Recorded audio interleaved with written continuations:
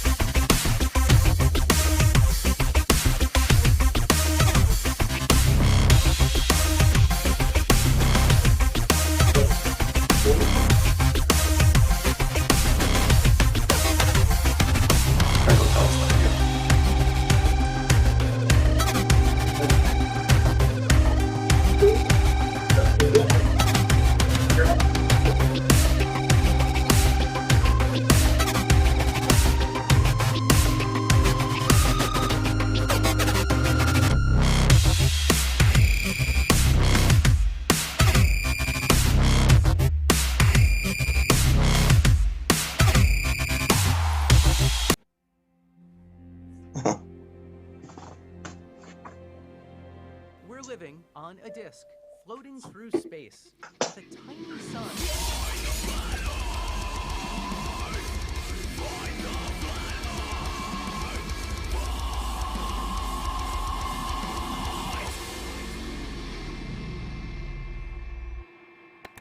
Hey, I'm Batman. Welcome back to the channel that does the stupidity what happened to my parents when they walked down an alley called Crime Alley.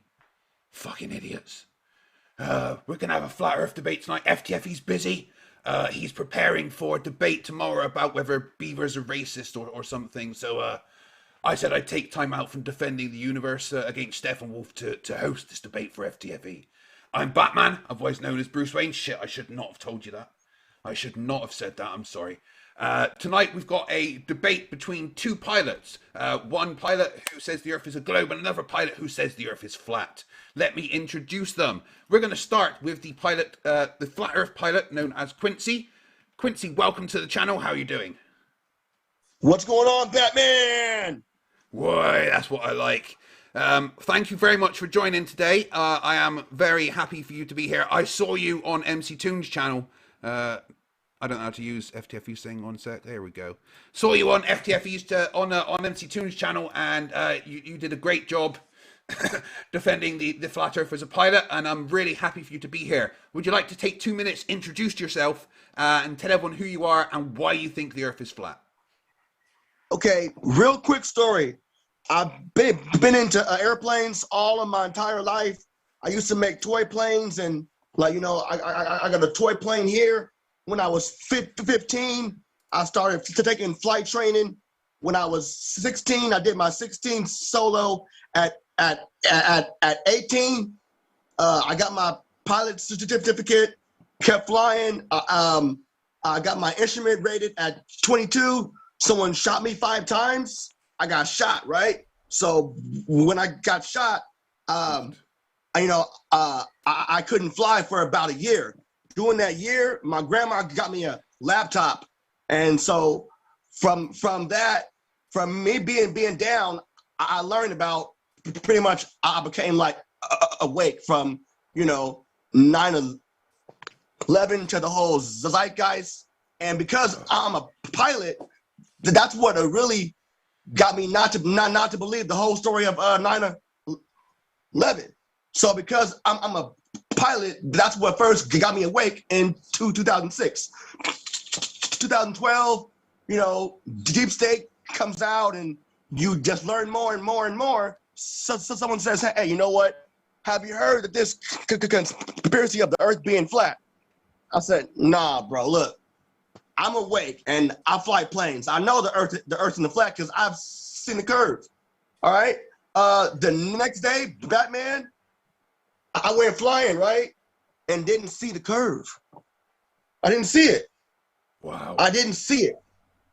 So I'm like, oh, what the fuck, dude? So then the next day, I went back and learned everything that I thought I knew about flying a plane and aerodynamics and NASA. I had to relearn everything, and that was 2015.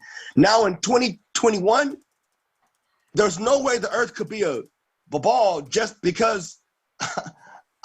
I mean, this is the same lie that the elite have been lying about. You know, I mean, it's the same people. The globe is fake news, and the globe has always been fake news because Right. Okay. you know.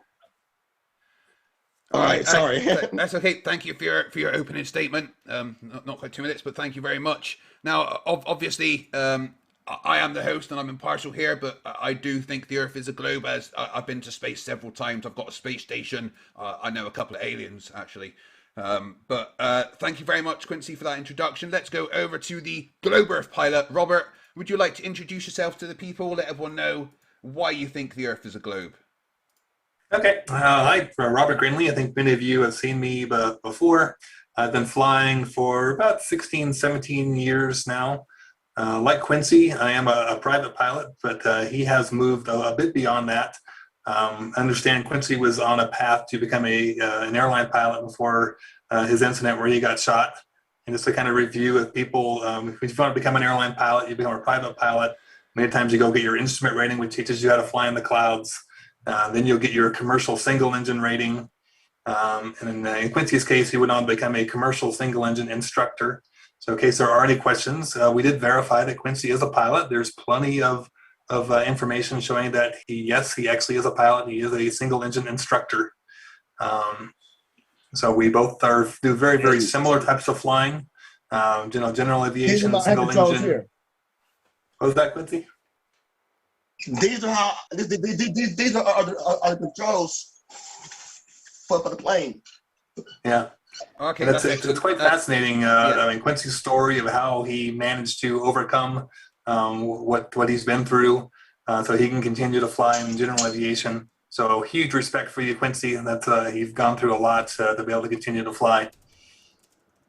As to why it's a globe, we'll certainly be going into those details. Navigation is a big part of it. Obviously, we have extremely accurate globe Earth maps, which pretty much every pilot on Earth, in fact, what every pilot on Earth navigates with. There are no accurate flat Earth maps to navigate with. And if you can't navigate it, well, how could it be real? So we'll talk about that. We'll talk about some of the environmental things. We might even delve into a little bit of space topics as to how it relates to pilotage. So I think we're going to have fun tonight. We're going to keep it respectful, and I think we'll have a good time. Yeah, looking forward to it. Thank you. Let me put this on gallery view so we can see both of you. Right, thank you very much. So the way the format's going to work, guys, is Quincy's going to have 10 minutes now to present his evidence that the Earth is flat and non-rotating. Quincy, I do ask that you keep it to specifically flat Earth points.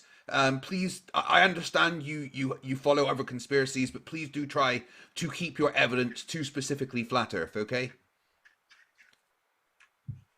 Okay. All right. All right. So, Quincy, 10 minutes, over to you. Please present your best evidence that the Earth is flat and non-rotating. Okay. The Earth is flat because of day one in flight school. When you learn how to fly, day one, they say keep the wings straight and level. And the word level means flat. So when you look outside, you're just saying, okay, keep my wings level, which means flat. Flat with what? The horizon. Well, if something's horizontal, guess what? It's flat, okay? When we do our aerial navigation, we use our charts, we use our maps. So someone said here that there is no flat Earth map. All the maps that we use are flat. I mean, just when you're flying IFR, the maps that we use are lines. There's lines over a flat plane. When we use GPS, we use triangulation. Again, you can't draw a triangle over a sphere. A triangle, a line, what we fly can only be drawn on a flat plane. Also, I got NASA. This is NASA document 1207 that says all the aerodynamic work that they do takes place on a non-flat, a non-rotating flat Earth. Why don't we feel the Earth? Why don't we feel the Earth spinning? Because it's not. So never in any sort of navigation does any pilot correct for the spin, the curve, or the spin or the curve. Why do I think the Earth is flat? Because every pilot that tells me they've seen the curve can never show me a picture of it. I'm like, hey, Jarvis, well, you're not high enough, but yet people tell me that they've seen the curve from a beach. Okay, I mean, where is this curve at? Let's see. I got some more time. The sun and the moon are the exact same size. The sun revolves around the Earth 15 degrees per hour. Chapter 8 in the aviation weather handbook says that the sun controls all weather. The sun could only control all weather by unequal heating of the Earth's surface, because the sun is close. We have a close light source sun which moves. It moves from east to west. It moves from east to west inside of a fluid that we call air. So as the sun moves from east to west, it makes a circle. It makes a circle, and this circle is the equator, and it spins vortexes off of it, warm ones.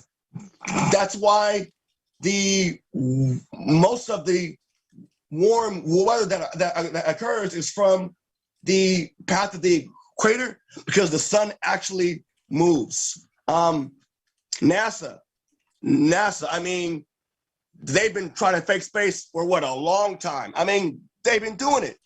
One of my friends who's a good pilot was an astronaut, but he didn't go to space. I always wanted to know why he didn't. Now I know.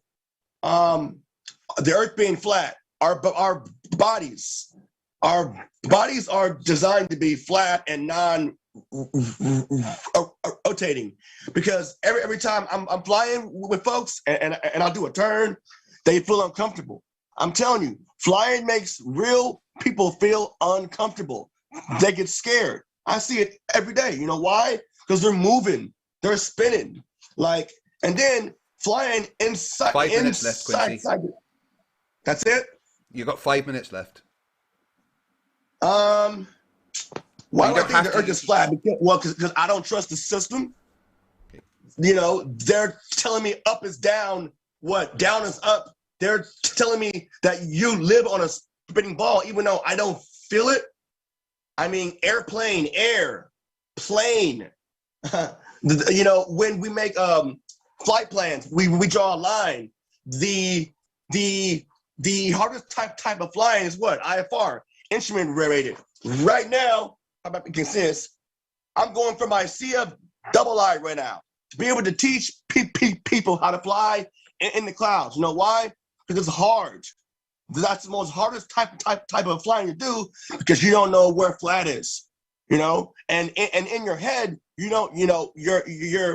not using visual clues to see where is the horizon, where's my airplane at. Okay, when I'm doing steep turns with a student, the student flying up and down, they're all over the place.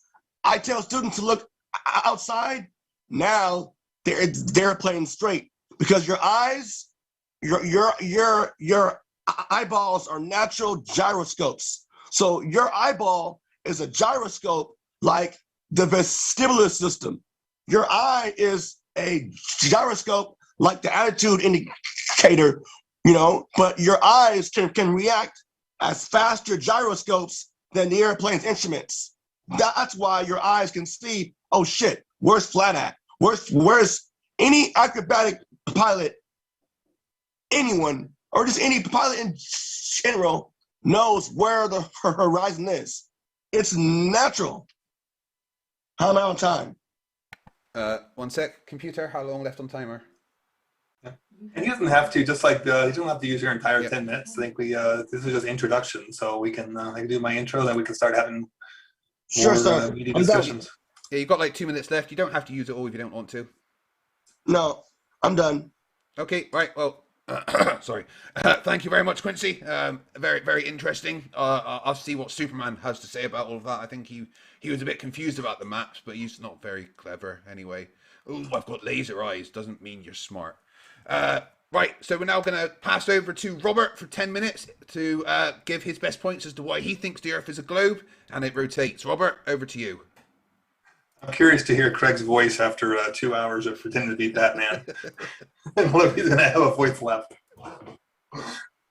So some of the main points, and we'll talk about this in how pilots are trained. One of the things that Quincy and I have in common are we're low altitude pilots. We're not going much higher than, generally on most of your flights, I bet Quincy probably doesn't go higher than maybe 5,000 or 6,000 feet.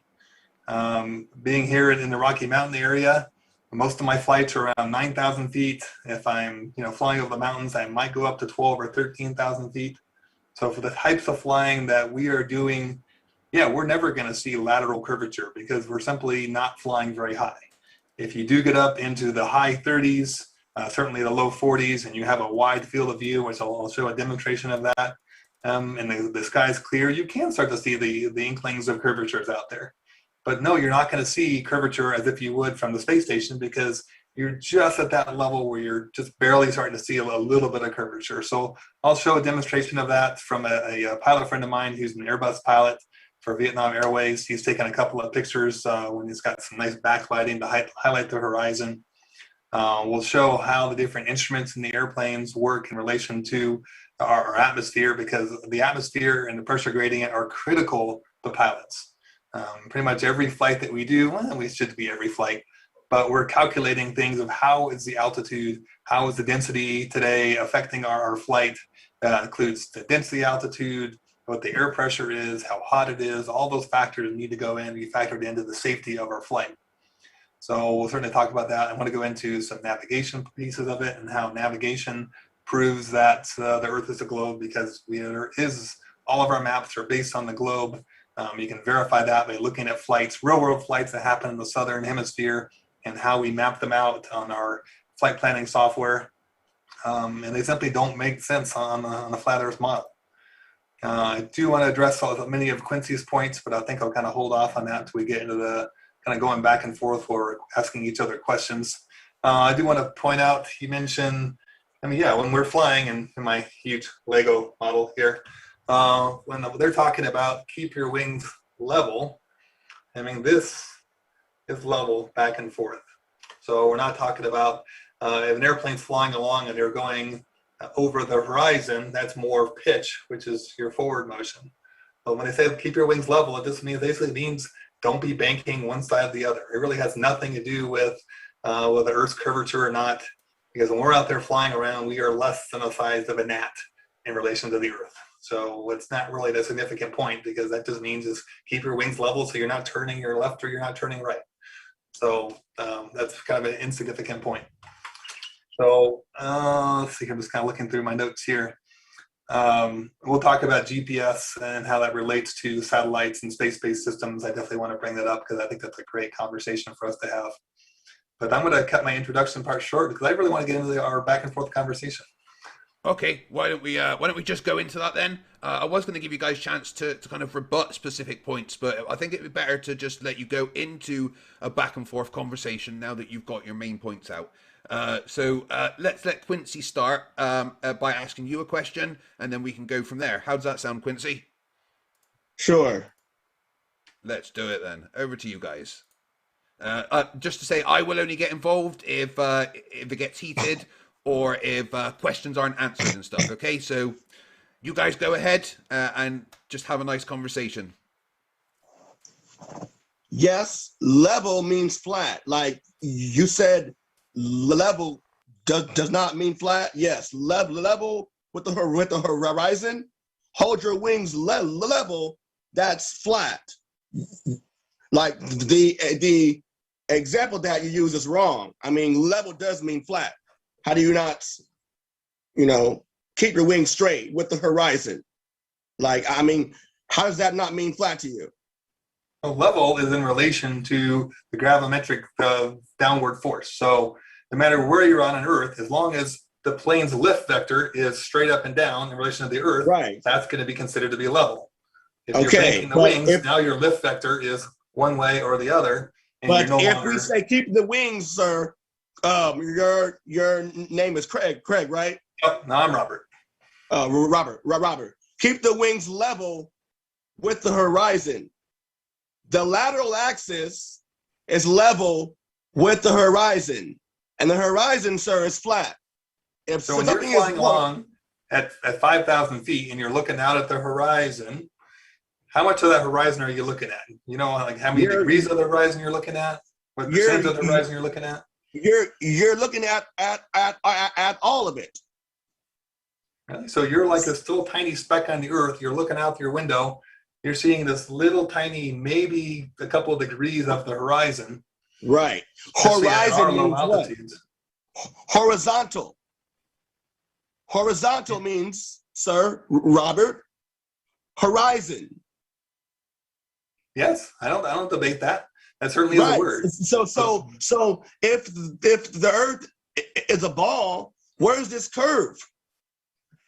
Can you agree that you can have a flat surface that's not level? No. You can't have a flat surface because it wouldn't be a flat. Can you have a flat surface that's not level? I would say no. If let's see, I gotta have something here. This box, that's a flat surface. Is that flat surface level? Not with the horizon. Okay, well, that's what I wanted to point. So flat isn't always necessarily level.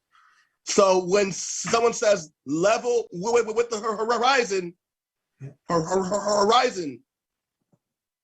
Well, that's something I've never heard a flight instructor say, because they just say level. You're just leveling the wings so that you're no longer turning left or right. Now they will tell us to use the horizon as a reference. So you're looking at your window. You're kind of creating the yep. So when you're flying, man, IFR, right? Yep. And you fly in the clouds. What's your primary instrument? My attitude indicator. Which is called what? Also, the artificial horizon. Yep, no problem with that. Right. So it's not the real one, right? Correct. It's the one that's in the plane that tells you what? Oh, crap, where level is, where flat is. Yep. It's just very easy to understand. Yeah. So that's a great thing. Yeah. Because a real CFI is not just out there like I see folks getting time, and just getting man hours. Like I'm really teaching people flying. Yeah, and I respect that, because a lot of CFIs only have the goal of getting their hours and move on to the airlines. Yes, and a lot of people get screwed. Yeah. I mean, that's one of my goals once I send my kids off to college, is I want to go back and get my CFI because I enjoy teaching. So we're talking about So we're talking about the attitude indicator, and I think Wolfie talked about this a little bit ago. Do you know what the pendulous veins are? Did you have a chance to look at it after your last debate? We're talking about these pendulous veins, and I do want to understand, but even on like the newer stuff, like the GG1000 and stuff that he flies, it's all electric. So Correct. At some point we're talking about a gyroscope. I totally agree with you there. But let's stick with the old mechanical gyros, because I think they're important here. So did you research what the pendulous veins do since your last the debate? No, I mean, I didn't. Well, because I just kind of feel like his answers weren't credible. So Yeah. Well, if I could, you know, Craig, if I could share my screen out real fast, you got to enable me for sharing. Craig's not here, but yeah, I'll do it. Batman, if you can enable me for sharing. There you go. All right. Oh, let's see here. Hopefully I'll be able to see it. Otherwise, I'm going to have to rearrange my screens because I'm kind of sharing out my big screen. I'm going to get this silly, I hate that navigation thing. There it goes, it goes away. So this certainly is an animation of the pendulous veins. If I go look at the picture of an actual one, this is the bottom part of an attitude indicator, and you can see the copper pendulous veins down here. And their primary purpose is, if we come back up, come on, go away. I hate that little zoom navigation thing that always comes down and blocks my toolbar. Go away. If we look at kind of a brief animation of the veins going back and forth, and what their purpose is that the veins are weighted so that they always are swinging down with the force of gravity. So if your attitude indicator, for example, as you're traveling over the curvature of the Earth, that gyro will try to twist to maintain that rigidity in space. When that happens, if those pendulous veins will now swing because the force of gravity is always pulling them down. And as soon as they swing, it opens up these air veins on the side. And what those air veins do is essentially push the attitude indicator to come back upright in relation to gravity. So the only reason we need that. Okay. Hey, 1 second, Quincy. Let me finish real fast, and I'll let you answer. Quincy, give him a chance to finish, please. Thank you. Yep. The only reason we would have these, so it'll self-right itself, is if the Earth was a globe. If the Earth was flat, they could make it rigid, and it wouldn't need to self-correct itself this way. So what are your thoughts, Quincy? First off, okay, these veins make the gyro erect, right? Correct. And so then the gyro is now erect. So it still shows what? Level with the horizon. All those veins do is right the gyro to show level with the horizon. And you call it gravity, I call it weight. Okay. See, but again, their whole purpose in life is to keep the gyro erect in relation to the Earth. Well, you're pointing down, but to me, the downward is just weight. Well, I think we agree that down is down. Down is towards source of Earth. What we're disagreeing with is the reason for down. And you're saying weight, but if we look at how do you define weight? I mean, I think we asked it the other day, what's the formula for weight? Okay, well, can we prove weight? Quincy, 1 sec. He did ask you a specific question there. He asked you what the formula for weight is. Do you know that? Because to me, I don't see. I see a lot of people, globers, right? That's what I guess call them, right? Trying to use math instead of experiments. And so I feel like real science, you got to observe something. You can't say, well, these numbers prove it. Well, that was what he asked. He asked let me just interrupt. Sorry for 1 sec. He did ask specifically a question of if you know what the formula for weight is, though. Whether you agree with it or not, do you know what that is? No. Okay, right. I mean, I've got it up here on the screen. It's basically weight equals the mass of the object times the force of gravity. And that's pretty universal. I don't think I've ever seen any other formula for that. And if you have an alternative idea of how to measure weight and have it match up, I'd love to hear it. Okay, well, because I have observation, right? You have a formula. And the way that I can disprove gravity is by saying, show it to me.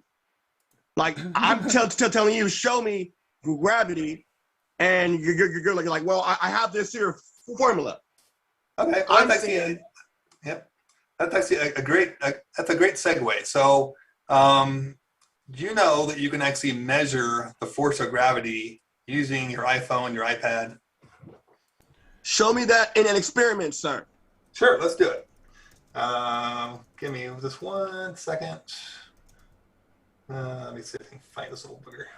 Because when I drop something right now, right? Yeah. Like to me, I dropped this here bottle because it's heavier than the surrounding air. Like, and so I don't like, you know, and because everything that's around us is heavier than the surrounding air, then it goes down. Even the four forces of flight, right? They say what? Thrust, drag, lift, overweight. Lift, overweight. Because weight's a real force.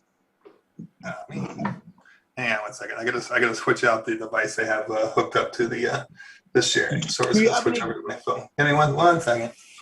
And we're gonna share from this one. Batman. Hello. Batman. Yes. Yes. Hey, do you have any questions? I'm going to let you two debate them now. I've got some questions for you that I would love to ask, maybe towards the end of the debate. But I'll let you two have the conversation now. Yep. All right. So let me bring up this accelerometer. So all of our mobile devices have accelerometers now, and they're using the very similar technology to what we're using in the G1000. I'm also a G1000 pilot. I've been flying a DA-40 with a G1000 for, oh gosh, I think about 15 years. Yep, I love it. Absolutely love it. Nice. And one of the greatest things about the modern technology is it makes a workload for the pilots much easier. Absolutely. Yeah, so that's definitely something that we love about it. Because it's a lot more precise. So instead of looking at little tiny 3-inch instruments, now we have a nice 10-inch screen, which are entire attitude indicators there. So this is just simply an accelerometer built into, or is an app that you download on your phone. Right now, it's not measuring anything, but I'm going to go ahead and tell it to start measuring. And as soon as I start measuring, you'll notice in the Z, this is basically showing -1. You're not sharing. Oh, you're not sharing right now. Uh-oh, what happened there? Let me reshare. My bad. Here's what happened there. All right. So this is my phone sitting on the desk. It's measuring -1 G of acceleration. I actually can go in there and tell it to stop measuring, but if I kind of bounce on the desk, you'll see it kind of vibrating a bit from me bouncing it around. There's a couple little blips. But if I take my phone and I'm going to stand it upright on end, so the phone is now standing on end, you'll notice that the 1 G now moved to the Y vector, and now it's basically down to the charging port of the phone. If I rotate the phone to its side, now it should be coming in through the X vector. So you can actually measure the force of gravity, and as you rotate the gyro or your phone around, you'll see that vector changing. But the key thing, the phone's now laying on its back, it's always pointing down towards the center of the Earth. Yep. Okay. So then, when I see a hot air balloon, right? How is a hot air balloon? Like why doesn't gravity pull it down to the ground? Because gravity is imaginary. Like, all right, well, I'll accept your diversion for a second, but the buoyancy is a force. Buoyancy is an upward force. Gravity is a downward force. So going back to the phone, what is the accelerometer measuring? I don't know. I mean, this is a phone that's showing me complicated numbers, and it's hard for the student to see it. See, real truth. You want to be able to make a student see it, and if you're not trying to make it easy for the student to see it, you're not an effective teacher. Yeah, but this is a lot of the same technology that you're using in the airplanes that you fly, which this is what the attitude indicator is based on in the G1000. It's using these electronic accelerometers. So you can actually measure and see the force of gravity. If I happen to teleport myself to the North Pole, I would see a slight change in this because there isn't the same centrifugal force as there is at my latitude. So this is a tool that you can use to measure the force of gravity. You can experiment with it. This is something you can load on your own phone and your own iPad. whatever you want to do, that's something you can show to But your I'm students. saying, show it to me like physically though. Well, physically, you go outside and you drop something, and it falls down. Okay. Things that fall are heavier than air. Yes, they are. So So when, no denying that, but it sounds like okay, you're so conceding when- this point that you don't so- understand why so we when see you a go to measurement the here. iFly SF, right? You know they have indoor skydiving, right? So Yep. indoor skydiving, what happens? Does like gravity just go away? No, it's the air pressure. Correct. It's the air pressure. That's doing what? Overcoming your weight. And that's an Gravity is example just there. of lift overcoming gravity. The same thing as when we fly our airplanes. No. There's nothing magic about that. Indoor skydiving makes gravity go away because it's not real. I've done it. Does the lift of your airplane, the wings, does that make gravity go away? But weight is there because it's lift over weight. It's just the weight of you and the surrounding air. So are you conceding that you don't understand what the phone is showing you here? I'm you're showing me numbers like no numbers and charts, and I'm showing you experimentation. You're showing me Einstein. I'm showing you Tesla. So, all right, let's just move on to our next one. Let me just clarify there. What experiments were you showing, Quincy? I'm saying if you drop something and it falls, it's because it's heavier than air. So everything around us is heavier than air, so it goes down. Okay? Things that rise, like warm air masses, hot air balloons, smoke, these things rise, planes, because what? When maybe not planes, but at some point, you have lift and buoyancy over weight. You don't have gravity. Gravity is just there to make people believe in space. So just to clarify, you don't have an experiment that you can show us. Well, I mean, I'm dropping this bottle here, and this bottle is falling. And it's heavier than the surrounding air. Remember, and if anybody I asked you to present specific evidence for the flat Earth. What you're presenting there matches the globe Earth model. So, do you have an experiment? It is not Batman. It does not match the globe Earth. This is like no, like there's no way. We can have that conversation after you and Robert have finished then, because it absolutely does match the globe Earth model. All right, go ahead, Quincy. Why does every pilot say that they've seen the curvature, but that they can't show it to me? All right, well, let me show you. So I'm going to share out again. And we're going to move this guy over to here. You're showing me this more. Show me the curve. I'm going to just a second. So this picture was taken by airline pilot friend of mine from an Airbus A320 at about 38,000 feet flying over Southeast Asia with his cell phone. It was simply an Android cell phone. He said the cell phone picture was very representative of what he saw looking out the window. Obviously, what helps out is he had a very wide field of view because he's looking out the front flat pane window of an Airbus A320. I have another one that he gave me as well that he took on another day. Come on now. I'm going to get this other one to shrink out of the way. 1 second. Where'd you go? Where? This one he took with the pillar in the window just to show that no, it wasn't a fisheye lens because that pillar is still perfectly straight, but yet you can still see the curvature of the Earth. And again, you can't. Wait. This one here, I don't see a curve. All right, well, let's draw a line across it. 1 second. You draw. Wait, I just want to clarify that for the audience, Quincy. You're saying you don't see a curve in that picture. I don't. That's not the horizon. What is it then? You gotta. That's not the horizon right there. What is it then? It's called a false horizon. So explain. It's a false horizon is when, well, for one, it's when the clouds that slope if the clouds are sloping just a tad bit, it could give it the illusion that it's the horizon, but it's really just a cloud formation. Also, this line isn't straight.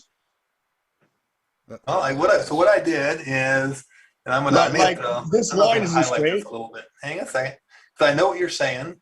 And what I did is I purposely tried to put the lines equally, about 1/8 of an inch. So I'll redraw another one here, and I'm going to draw it right at where it gets dark over there.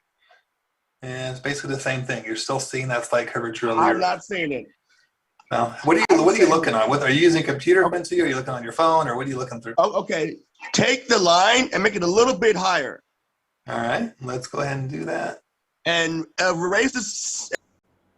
So even if I put it so now it's above the obvious line on the other side, you're still seeing the curvature. Erase the second line.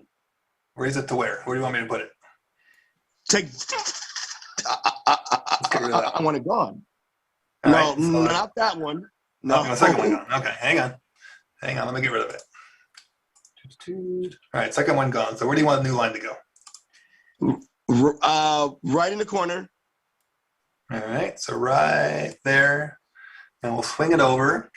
Okay, wait. Higher. All right. A little bit more higher. Okay, and then you got to make the right side button. Then boom, there it is right there. Down a little bit. Now I've got it zoomed in, Robert. Down a little bit. Oh, okay. Hang on 1 second. Let's make sure it's fair. Yeah, there. That's perfect. All right. Wait, that's perfect. No, wait a minute. I've got it zoomed right that's in. not the I've literally got it zoomed right in on my screen so that everyone can see where he's put it. Oh my God! Are you guys? Yeah, hang on. Let me bring that up so that you can see what he's talking about. Where did it go? I know I opened up the. You just changed the screen. Where did? Oh, okay. All right. Oh, that's okay. All right.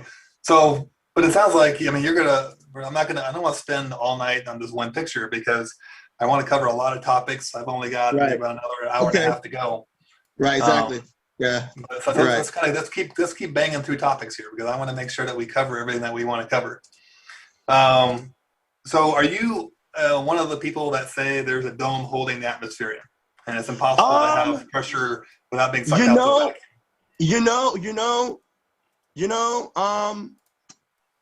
I'm one of these people who are you familiar with the story of Admiral Byrd? Yeah.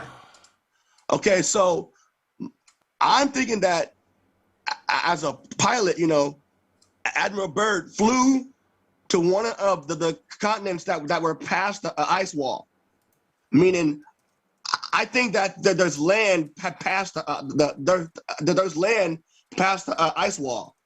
So if there's a dome, does the dome surround the other continents, or does the dome surround the ice wall? That's a great question. I've heard of Admiral Byrd being a sailor and doing sailing voyages, but I never heard of him flying to another continent. Oh yeah, he flew to the North Pole and the South Pole, and when he flew to past the ice wall, he landed on a continent, and he said, "Hey, there's gold here. There's diamonds." And then when he flew back, they did an interview on him, and he died like a year later. So you just said the South Pole exists? Huh? You just said the South Pole. The South Pole exists? We lost your audio. Hello? Yeah, can you hear us? Test. Yeah, we hear you. There you go.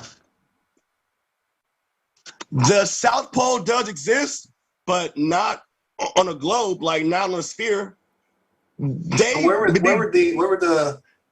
let me bring up kind of your classic AE map real fast, because I'm kind of curious where the South Pole would be, if I kind of bring up Gleason's, is kind of the most common flat Earth map. But you could, if you have another one, we can look at it. But where would the South Pole be on this map? See, look. Do you know what superimposing is? Yeah, sure.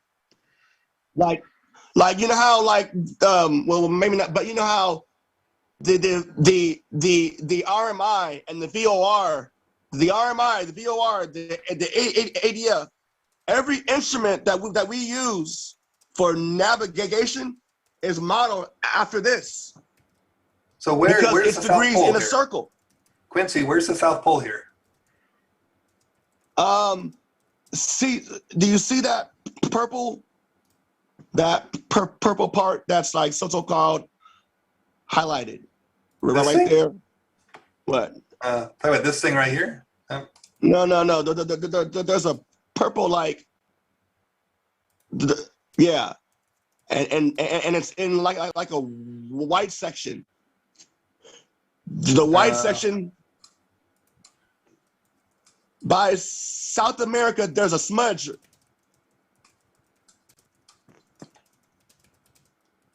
Yes. So the pole's down here? No. Wait a minute. See that smudge? What does that say? Oh, this thing right here? Yeah. It says Boston Public Library. Okay. Where that is the South Pole. Oh. So it's a wall of ice. Can I just clarify? Are you claiming that this is an accurate map? Yes. It shows you the time. It shows you the date. You can calculate the sun and the moon. In fact, guess what? It's so cool that you guys called today, because today is the summer solstice. Today is the longest day of the year, and after today, the sun starts to change its course and move to the outer part of the South Pole, and therefore the days become shorter and colder. Quincy, what do you think that it means up here in the upper part of the map where it says on the projection of a modern collage? Say again? So up here in the upper left corner of the Gleason's map, it says on the projection of modern collage. What does that mean? It means what? I mean that they probably, whatever the modern collage. Well, what do they mean, modern collage? I mean, no, actually, I don't care about the modern collage. I care about the word projection. What does that mean here? Projection. Uh-huh. Okay, projection. Meaning, this is what we have projected based on another model. Oh, like the globe model. Right, but we don't use the globe model in the way that this one's going to use. Like this here model shows you time. Like it shows you how the sun moves. Like the globe model doesn't show any of that. Well, you have NASA, but okay. the way the Earth is a perfect timepiece, Robert. It's a perfect timepiece. So because it's modeled after this map. Again, looking at this map, have you ever been to Australia before? No. Yeah, I haven't either. But I've got about 5 friends that live in Australia, and they've all told me that Australia is not 4 times wider than it is high. So obviously this map is heavily distorting the shape of Australia. How can it be accurate if it's distorting Australia that much? Well, because they're flat land masses. Uh-huh. And I think that these flat land, because the world is flat, it's hard to include everything the way that it actually is. And maybe that's not a good point. But yeah. But you're asking me how could, well, okay. these maps, maybe these maps of the land are wrong. I mean, at some point, we know that the maps have been wrong. So if the maps have been wrong, the land could be wrong, but the model could still be right. So we're not fact, talking about, maybe it's that's a why little off they here by see, 50 miles. We're talking it's off by multitudes of variants. So you said this is probably the most accurate or an accurate flat Earth map, but it's obviously grossly off. So, I mean, do you have an accurate flat Earth map? I mean, if you're navigating and you know that your globe-based materials are wrong, what map would you use to fly across Australia? Oh, one of my friends flies the Airbus A320, right? Yep. Me and him have this conversation. The system that he uses to fly is called Great Circle Mappers. Okay. Great Circle. There's that word again. It doesn't matter whether it's the flight instruments or the Bible or mapping. We live on a circle. Lion King, right? So circle of life. Batman. Come on, right? Come on, right? Lion I've King been says to circle of space. life, like we live on a circle.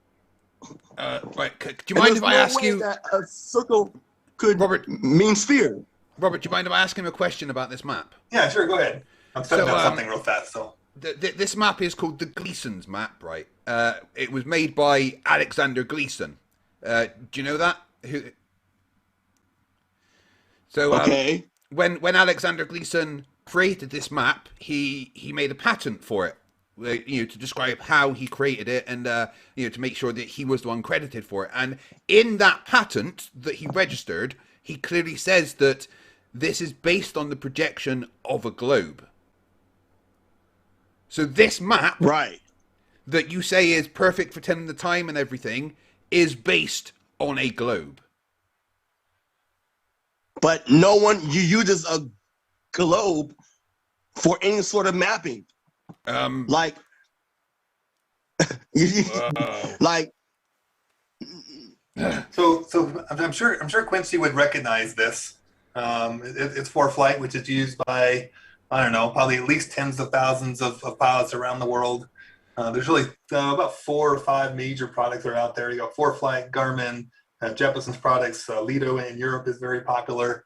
So this is an actual pilot app that we use to navigate. This one happens to be plotting the Sydney to Santiago. That's not a real picture of the Earth, man. Of course, that's it's not. Just CGI. I know.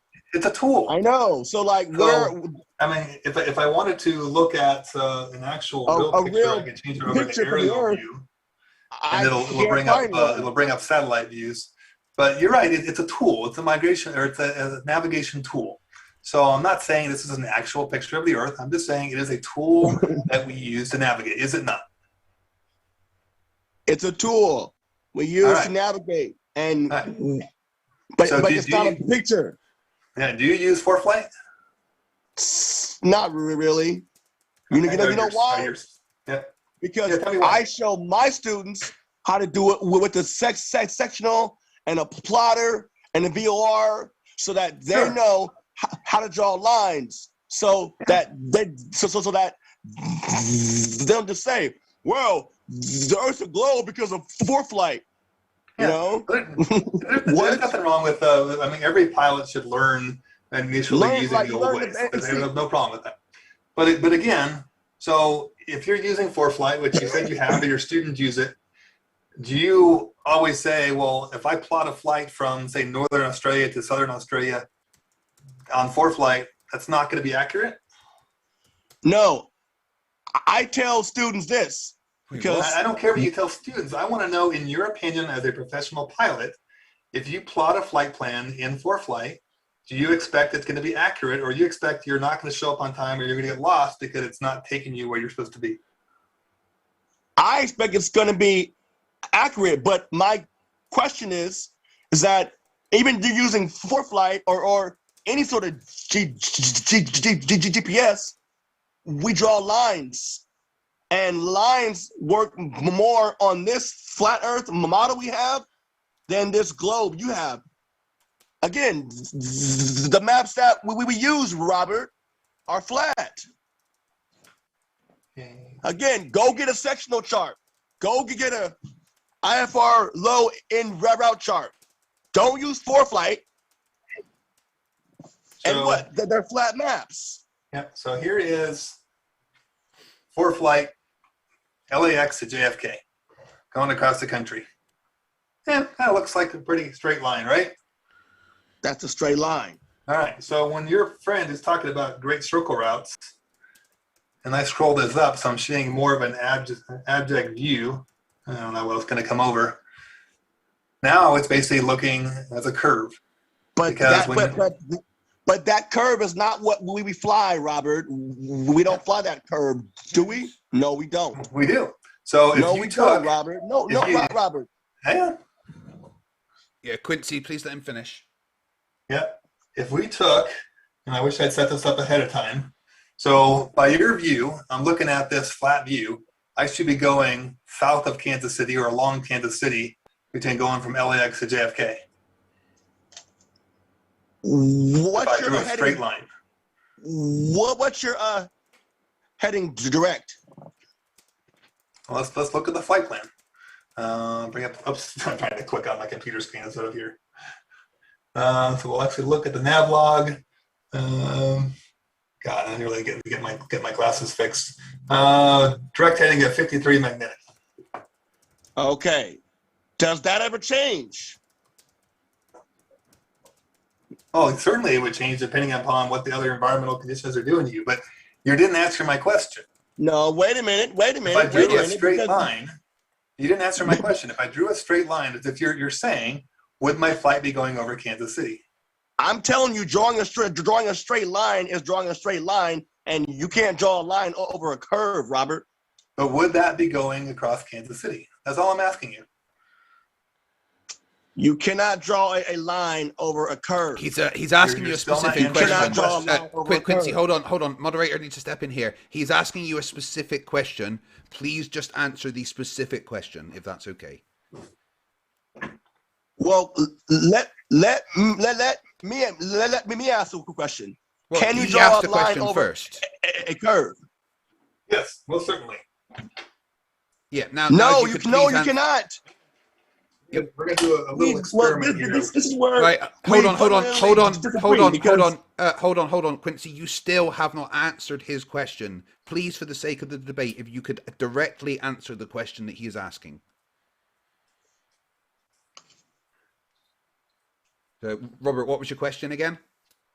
Well, so my question was, if I drew a straight line, so this I'm looking at a 2D map here, if I ignored the curved line that it's showing, which is the Great Circle Route, and I just drew a line straight across, would I be flying south of Kansas City? I don't know. I mean, why are we even looking at a circle line? If we're looking at a line, there shouldn't be any circle in the line. So if I'm doing a little experiment here because we need visualizations really help out. We'll see how this comes up on the screen. I got to bring up, let's see how it happens. So here I have just drawn, put a string across that line. I've now drawn a line across the globe. Okay. If I look at it from an We angle, don't fly an arc, that Robert. is the Great Circle Route. When you're when you're above, when you're in Class A airspace, and you're at a flight level, right? They call it level for a reason. Okay. Yeah, level means you're maintaining the same altitude above the Earth. Right. And your level again with what? The horizon. And you're flying a line. You cannot. In that case, you're draw a level in line. altitude, not with the horizon, in altitude. What do you mean, dude? Level and altitude with the horizon. No, what? your horizon is left or right.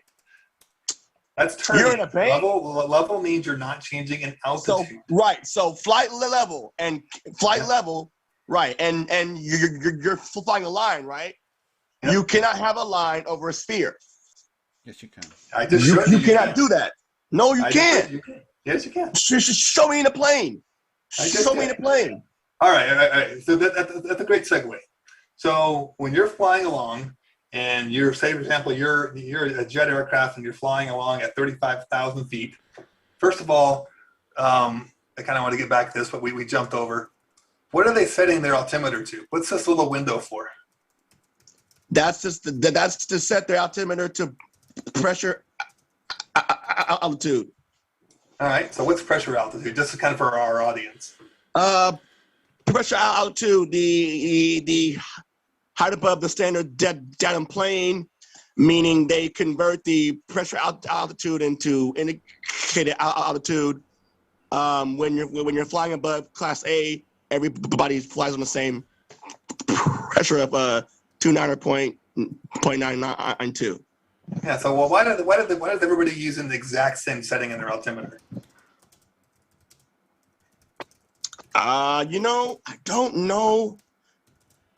It's a good. I don't quite know. I would. Wait. I mean, I don't know. I can tell you. I mean, the primary reason when we're down low as we're flying across the country, we'll set this window to whatever the local air pressure is in the area that we're at, so that it's always accurate. As we're getting closer to the ground, it makes much more of a factor. If you're off by one bar here. So if the outside pressure is 30.3 and I've been put in there 29.3, and this is I'm sure you can tell the audience, Quincy, if I'm off by one full number here, what's the error in my altimeter? I don't know. 100 feet? It's 1,000 feet. So if I'm flying along above terrain and I set the altimeter wrong and I'm flying in the clouds and I set this thing one off, I could fly into a mountain because I'm expecting that I'm 1,000 feet higher. As you change from area to area, the pressure is always going to change. But I think that the question was at flight level 18,000.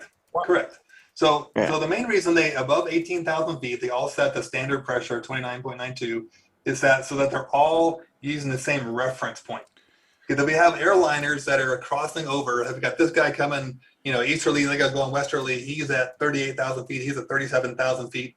If they were using different altimeter settings, there'd be more of a chance that 1,000-foot gap would be less or more, and they have a chance of them running into each other. So above 18,000 feet, they all use the exact same pressure reading. So if their altimeters are very close to being the same in accuracy or same reference point. Oh, so it's because faster planes are flying faster, and because everybody's flying IFR, we want to make sure that we have good separation. Yep. Separation. So when we're flying an airplane, and you've probably heard this 1,000 times, where a flat earther will say, if the airplane's flying over the globe, they constantly be pushing the nose down. Do you believe that? Yes. All right. So when I'm flying along, and say you're flying at 10,000 feet or 5,000 feet, and you reach cruising altitude, what do you do to the airplane to make it hold that altitude? I pitch, power, and trim. I pitch and adjust my power, and I trim my nose to what? The horizon. Okay, so what are you trimming? What does trimming the airplane do? What is it actually setting the airplane for to maintain that particular altitude? I'm trimming the airplane to reduce my control pressures, so I'm not having to hold the airplane to the horizon. I can trim it. So in flying, we call it poor man's autopilot. So now I can trim to the yeah. Well, something a little more specific is if you're, as an example, if you're flying along, you trim the airplane out to maintain 10,000 feet, and then you fly through a weather front where the air pressure drops, say, a half a millibar. So you don't touch the trim, you're flying through it from a high pressure to a low pressure area. What would happen to the airplane? I'm gonna show that we say from high to low, look out below, right? So because I'm gonna show that I'm higher. So you're trimming the airplane to maintain that desired pressure altitude, right? Well, hold on, wait a minute. Wait a minute. I'm trimming the airplane level, but Correct. I'm adjusting my altimeter to whatever the current altimeter pressure is. Correct. My point is you've trimmed the aircraft. It's now maintaining 10,000 feet at that particular pressure level. And you fly through a weather front from a high pressure to low pressure, or vice versa. I don't care. But you flying through an area where the pressure has changed. You don't touch the controls. You've kind of left the controls. You left the trim alone. But the airplane changes altitude. Why does it do that?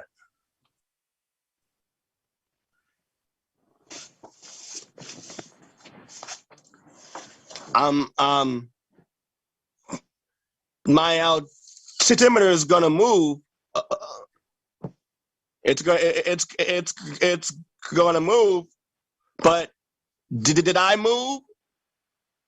Like, so did the plane move really though, or did the altimeter just move? The whole time I was still level, but because I changed pressure systems, the altimeter shown that I might have been off, which could be in trouble if you're flying IMC. Yeah, but I'm Quincy. I'm asking you as a flight instructor because this is something you must be explaining to your students. If you trim the aircraft and you go from a different pressure level through weather system, the aircraft is going to do something. It's going to change up or down. I'm asking you, why would it do that? It's changing because of the atmospheric pressure that's reacting inside of the aneroids, because it can be either hot or cold. So it's the amount of dense air that's affecting the instrument. I don't care about the instrument. I care about what is the airplane doing. The instrument is just a reading. What does the airplane do? The airplane's not moving. So you're saying the airplane wouldn't gain or lose altitude? No, it wouldn't. All right. Not in I theory. really need you to go experiment with that with a student, because in reality, if you fly through a different pressure system and you don't touch the trim, the airplane is going to automatically climb or descend to meet that same pressure level it was trimmed out at. What? Excuse me. Absolutely. Wait a minute, Robert. Wait a minute. What? I've done this experiment myself. Robert, no, Robert, you're funny. Yes, look, Quincy. Robert, if you're flying the airplane and you don't like going back to that same flight plan that you use from the East Coast to the West, if you're flying the airplane and you have it trimmed out and you don't touch the altimeter, right? You won't never change, but the gauge will think that you change. But your flight path didn't change.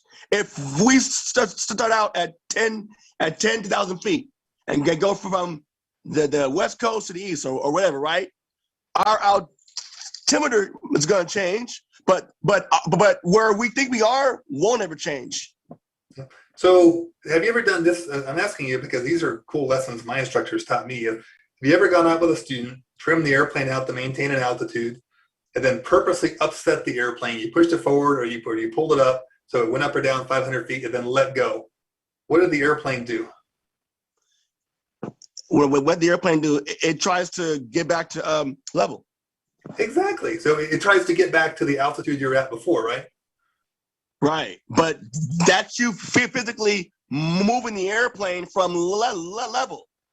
All right. So why does the airplane, if I'm at 10,000 feet and I push the nose forward, I drop 200 feet and I let go, I don't do anything else, the airplane comes back up to 10,000 feet naturally, right? Right. So what is the airplane automatically adjusting for? It's not adjusting for the altimeter reading because the airplane doesn't know shit about what's happening at the altimeter reading. That's what I'm trying to tell you. That's what I'm trying to understand. Is what is the airplane readjusting to? It's readjusting to where you had it at, and where you had it at was 10,000, which is level. All right, but again, the airplane doesn't know what the altimeter is doing. The airplane, what is the airplane seeking out to maintain their equilibrium? It's seeking out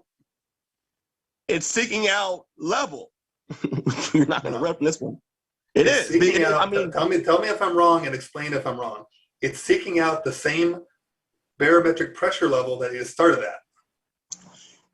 You just said the airplane, and this is where you were right when you said the airplane the airplane doesn't care about what the airplane doesn't know about what the altimeter says. There's where you're right at. So I'm telling you, 10,000 could be whatever. When you hold the plane level is level whether you're at 1,000 or 80,000, because I've never seen a curved attitude indicator. Again, I'm gonna ask you again because you keep diverting. What causes the airplane to naturally come back up to 10,000 feet where it maintains its equilibrium? What's so special about that 10,000 foot level? But it doesn't matter. The airplane naturally comes back up there. The altitude doesn't matter. It could be whatever. You're absolutely right. I can trim at any altitude. I can upset the airplane. It's going to come back up to that altitude naturally. Why? Right. Why does the airplane climb back up to that altitude after you upset it without you touching anything else? Why? Because it wants to return to its natural state of being equal. Okay, absolutely. And it has. So you had it trimmed out to maintain 10,000 feet. So you're telling it, I want to maintain that pressure, barometric pressure level at 10,000 feet. Yes or no?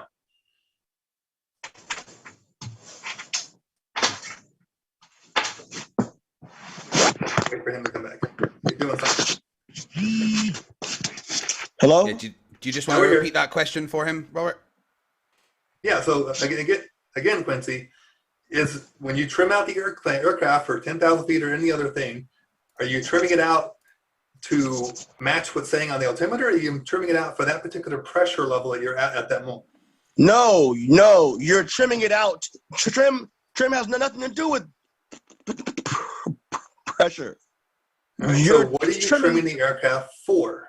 You're trimming the airplane to make sure that the airplane stays level with the horizon, so it doesn't climb or descend. Level is flat again. But again, you're trimming it for a particular reason. What is the aircraft? You have a ratio of lift versus whether you want to call it gravity or just want to call it, dropity. I don't care what you would call it, but you're trimming the aircraft to maintain its balance in relation to something. What is that something?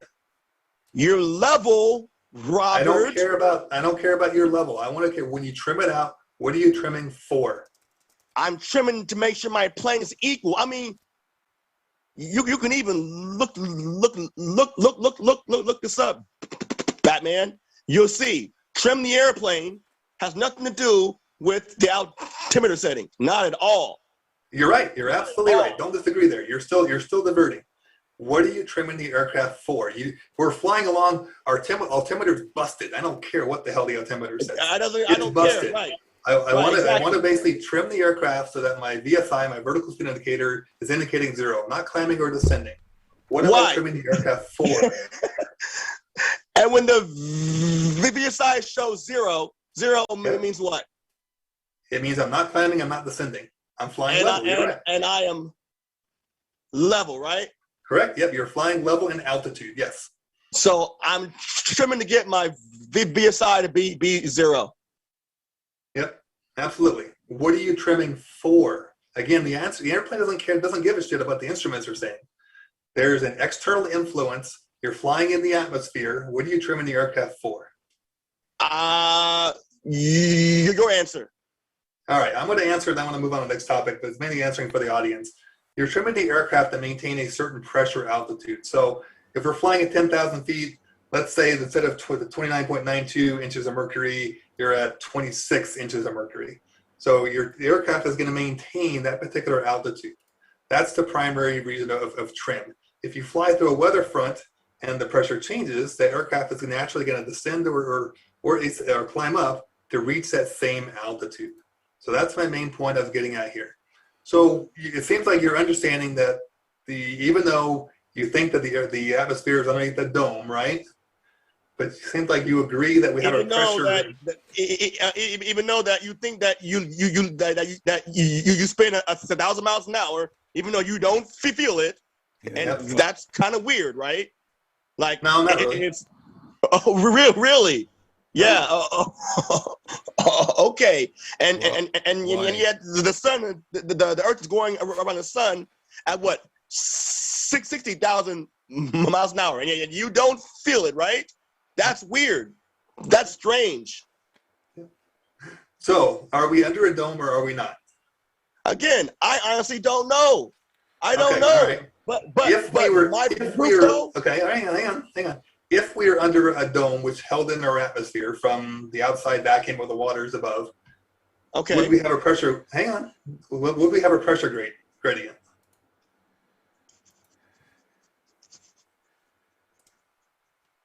I don't know. Would we have?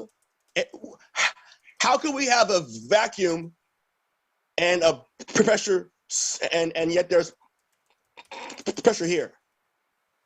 So that's my question is, I'm wondering if you're of the theory that we must be inside of a container to hold our pressure in.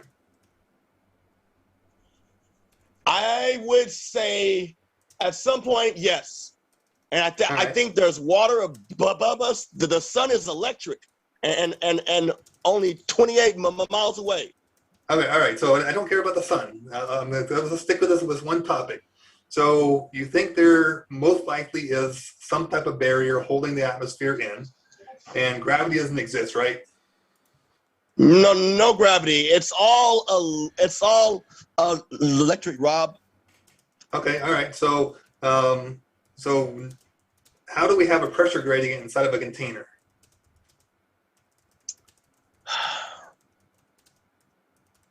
Well, we have atmospheric pressure. You're absolutely right, but how do we have a pressure gradient inside of a container? Can you explain a pressure gradient? Well, we know that at sea level, standard air pressure is 29.92 inches of mercury. Okay. And we know that as you climb up in altitude, air pressure gets less and less and less. This is, okay. As a pilot, you know this. But yes. If we're inside of a container, how do we have that pressure gradient? Okay, but see, Robert, the fact that we even have any sort of pressure, okay, proves the container. So again, how do we have a pressure gradient inside of a container? If we're Again, inside of a container, the pressure should be have, equal all the way up to the container walls. But again, that question I don't know. But I do know that the fact that we have any sort of pressure, how could space with a vacuum exist with any pressure? So let's look at, I'm going to bring up another, oh, come on, where'd it go? There it is. That's what I'm looking for. I'm going to share out again real fast, Craig. That's so, oh, Quincy, at what altitude do you think we would have pressure next to a vacuum? Well, again, I think the sun is only 28 miles away. I don't care about the sun. Please stop diverting. At what altitude would we have pressure next to a vacuum? How high would it be? I don't know, because I can't see it in no experiment. Yeah, but you can. You can go out and you can do experiments on air pressure. I did a fun one with my son some years back where I took up a bunch of empty water bottles, and at 10,000 feet, 12,000 feet, 14,000 feet, I opened up the bottles, closed them back up again, and then when we came down, the bottles were crushed at different levels, which basically proved to him in his experiment that there was different levels of pressure at each one of those altitudes. So you're saying we can't have pressure next to a vacuum, but in your view, at what altitude would we have some level of pressure next to a vacuum? That's a good question because where would the pop happen at? Like the pop where you would just pop out and boom, boom, like, you know, you have a complete vacuum. Well, that's my question. That's what I'm asking you. Is we always hear that you can have a high pressure system or pressure next to a vacuum, but that's what I'm asking you. Is at what altitude do you think we would still have this large amount of pressure next to a vacuum? Well, I know that they've only gone about 140,000 feet. So why can't they go any higher? Who's they? Bezos, Branson, Elon Musk, NASA. Well, Bezos and Branson, you're right, because they have only designed spacecraft that are designed to go to the very edge of space and fall back down again. They're more of like tourist rockets. But SpaceX rockets are delivering things to the space station, so they're going. No one's going anywhere, Robert. That's your opinion. Getting you. No, it's not my opinion. This is not my opinion. It is your opinion. This is not. I mean, I'll give you the chance to prove it otherwise, but let's finish up this conversation. So this is an engineering chart of air pressure per altitude. So here's your 14.7 psi at sea level. And as we're climbing, you know, I'm up around 5,000 feet. So the air pressure outside of my window or inside of my house, whatever I'll call it, is down to about 12.2 psi. If I'm up at 20,000 feet, now I'm down to 6.7. The airliner altitudes, wow, that air pressure is down to 3.4 psi. If I happen to be flying a U-2 and I get up to 80,000 feet, now I'm down to 0.4 of an inch of pressure. So even at your, I think you said 140,000 feet, let's go look at that. 0.02 inches of pressure is all that's left of the atmosphere. So you can see we're getting less and less and less and less until we finally reach, I mean, at that point, I'm sure there's still something left, but it's so small as in the thousandths of an inch of pressure. Why doesn't the power of space suck out the air? Space is not a vacuum cleaner. Wait a minute. So it's a vacuum. Yeah. So shouldn't the vacuum should take the place of the air? Vacuums don't. No, that's what. If not for, hang on, I'll explain to you. If not for gravity, I would agree with you. There you go again. Now, of course, gravity is a real thing. Again. Hey, Quincy, please gravity is a real thing. So Quincy, if you don't think gravity is real, you seem to admit that there is a pressure gradient, right? Yes. Right. All right. So why is there a pressure gradient? Why is the air pressure increasing as you get lower to the ground? I would say it's increasing because it's colder. Actually, it gets warmer as you get closer to the ground. Wait a minute. Hold on. Wait a minute. Wait, hold on. Wait a minute. Wait a minute. Why is it increasing? Why is it increasing as you go down? Why is there more pressure? Yep. That's interesting because it gets colder as you rise, and therefore pressure decreases. Oh, because there's always a decrease in pressure with a decrease in temperature. So because it does get colder, that's why the pressure decreases. Why? Is it? So I know you fly out of California. You guys got beautiful, nice weather. But when do you get better performance in the airplane? When it's hot out or when it's cold out? When it's colder. All right. So why do you have better performance when it's cold out? Because the air is more compacted and it's more dense. But you just said the opposite. You said when it's colder, the air is thinner. But we know from our flying the airplane that when it's colder, the air is denser. Well, because the heat that we have here is like the way that it works is the ground produces surface radiation. So it's the ground that's actually being warmed from a close sun. So as you go higher, you're getting away from the warm ground. So it's getting colder. Chapter 8 says what? So I need to understand. I need you to clarify this for me because I want to make sure that we're understanding. When it gets colder, does the air get thicker or less thin? Or sorry, less dense? When it gets colder, the air decreases and it gets more dense when it's colder. Okay, but as you just said a while ago, the higher we go, it gets colder, but the air is getting thinner. Isn't that a contrary belief? The air gets colder as you get right. Yeah, because right. Yeah, the air gets colder. So you're saying that why is there more pressure down here? Where it's hotter. Yep. Where it's hotter down here because where's the more pressure down here? That's a good question, but I'm saying that these are questions that really need to be thought out and in depth. You can't just say because the Earth's a ball and say that there are again, even though the Earth is flat. I don't know everything about it. We're still trying to learn some of these things. This question that you're asking me, another pilot at the airport, he had the same question. I said, I don't know, but let's try to think on what the answer could be. But to just say, oh well, this proves that we live on a ball spinning. No way. No way. All we're talking about here is the pressure gradient. So if it's what's the altitude of your takeoff airport? 50 feet.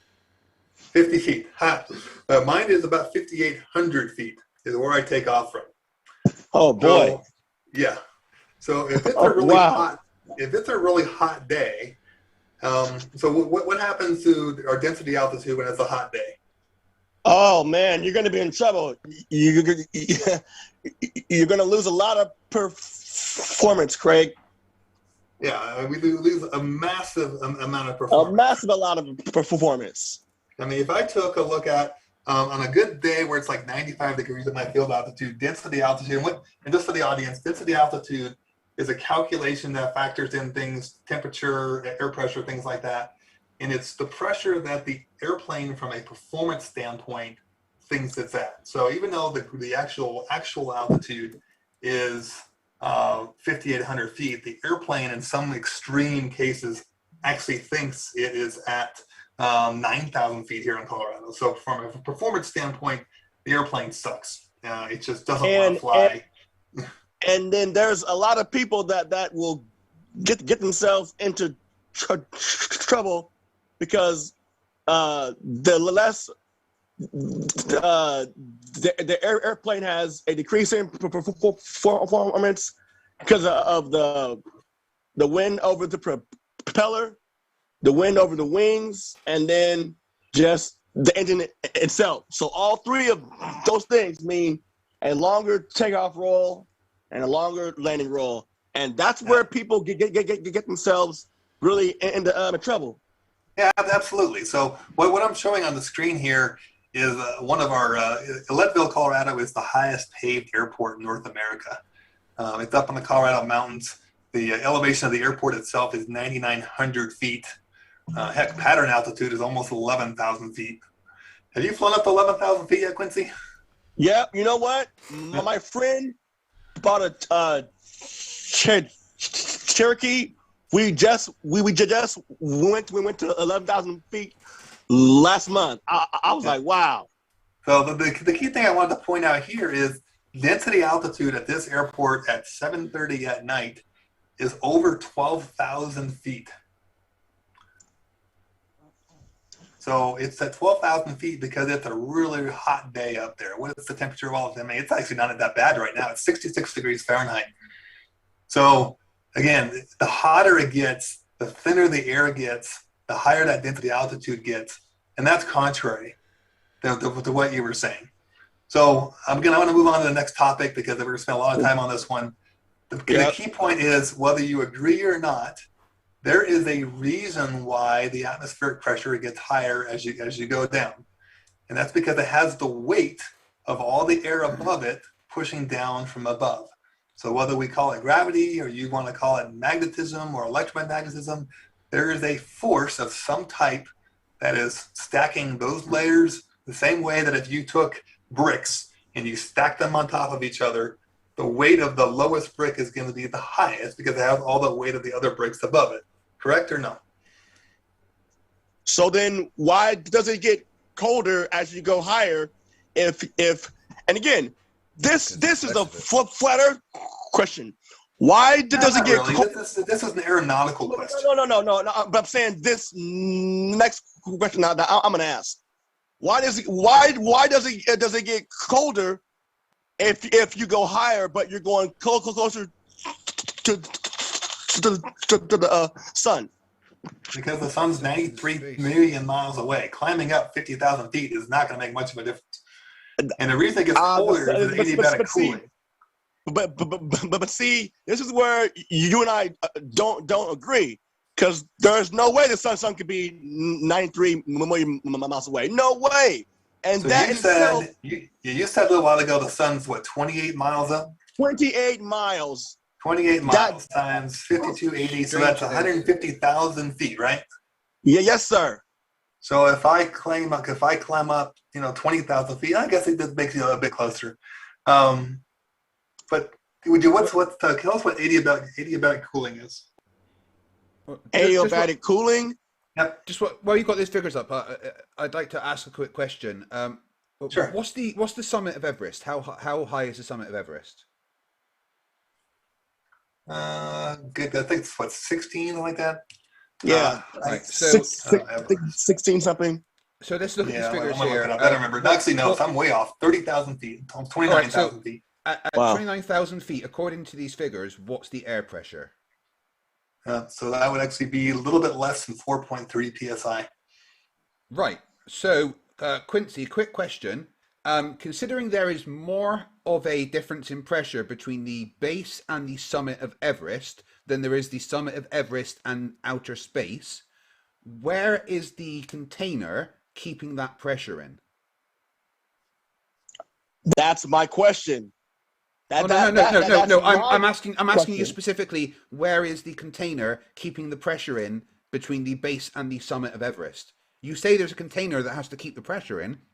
Well, that's got more pressure than the summit of Everest and space. It drops more between those points. So where's the container? That's a difference of about 10.3 psi. That's significant. Yeah. So where is the container between the summit and the base of Everest to keep that pressure there? Well, the fact that there is that there's pressure, period, proves that it must be container. You cannot have any pressure without it being. So Quincy, you avoided the point again. It's like, what keeps that pressure of 14.7 psi from equalizing up to that lower air pressure of 4.3 if there's no container between the base of Everest and the top of Everest? I don't know. Pressure should always equalize, right? I mean, again, why doesn't I still don't see how that vacuum of space should suck out all the air, like all the pressure, like that doesn't. All right, we're going to try one more time, Quincy, because you've diverted for about the 5th time on this. Why doesn't the higher air pressure equalize up to the lower air pressure above it? Pressure should always equalize, right? High to low, right? Gravity. Yes, sir. But why doesn't it happen? I don't know. Yeah. Well, we do know, but you don't like the answer to it.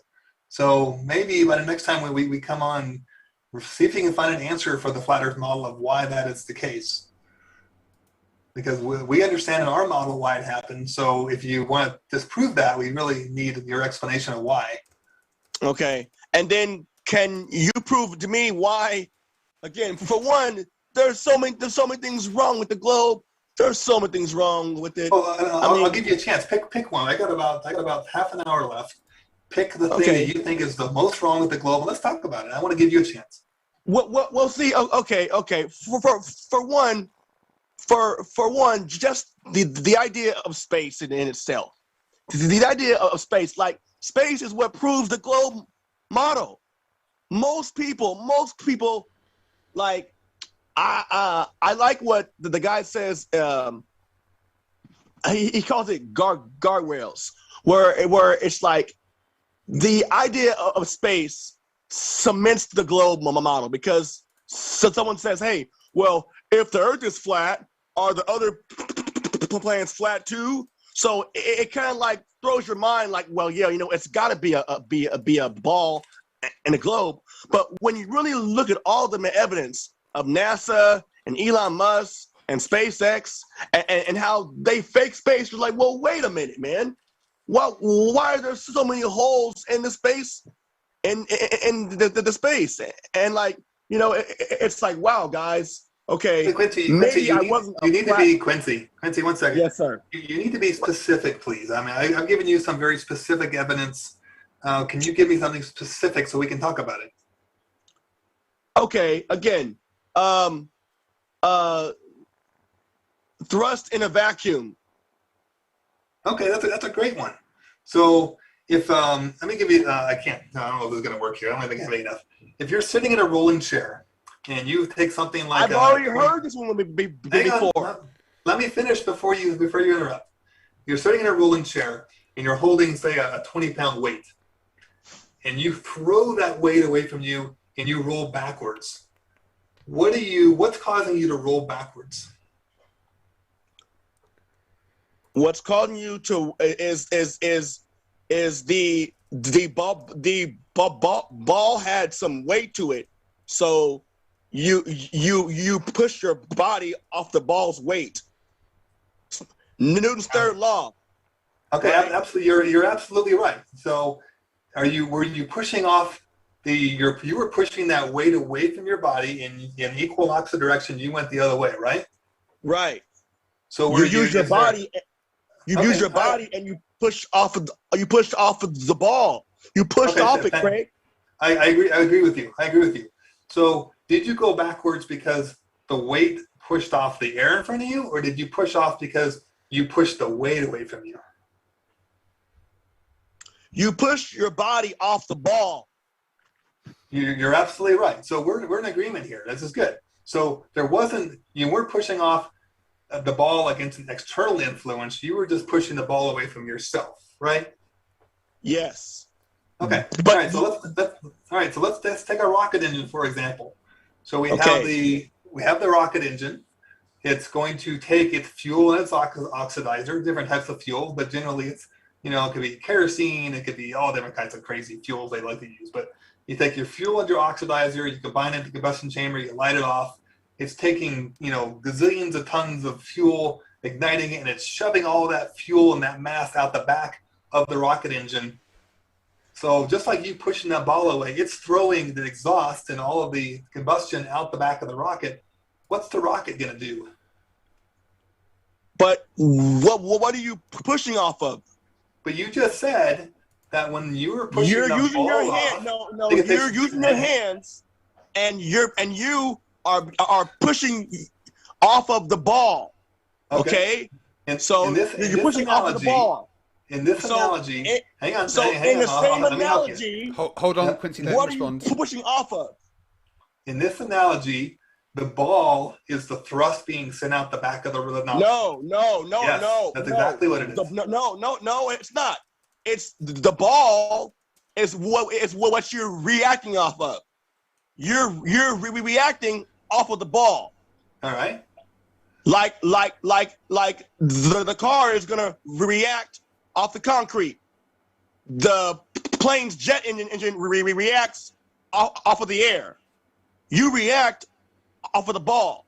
If you're in a vacuum, what are you reacting off of?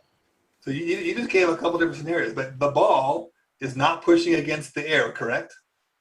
No, you're pushing against okay, good. the ball. Okay, so the ball is your exhaust. You're throwing an object away from yourself. The ball is not the exhaust. The ball is not the exhaust. For every action, there's an equal and opposite reacting. You throwing the ball. So when I push tens of thousands, actually probably millions of pounds of thrust out the back of a rocket engine, you don't think it's going to go the other direction? The thrust has to react off of something. Your ball didn't react off of something. You reacted off of the ball. Yes, exactly. Yeah, in this case, the thrust of the rocket is the same thing as the ball. No. You pushed off the ball to move forward. If there was no ball, you wouldn't go anywhere. By Jove, I think he's getting Same as if you're in a vacuum, like a boat. A boat takes what? The propellers and a push off of what? Water, right? You gotta always push off something. So you are pushing your body off of the ball. With no ball, you're not going anywhere. And then you think that you might stay on the ball. And then your ball spins. And there's this way. And that way. And then there's 5 balls and 10 balls. And then you've got to... All right. Just because I don't want to get mired on one topic, because I only got a half hour left. Let's go on to our next one. Okay. This is fun. All right. So next one here. I got to share out my screen again. Let me get this out of the way. Where did Zoom go? There it is. Yeah. Come on. All right. So you said you love flying a G1000, right? Yeah.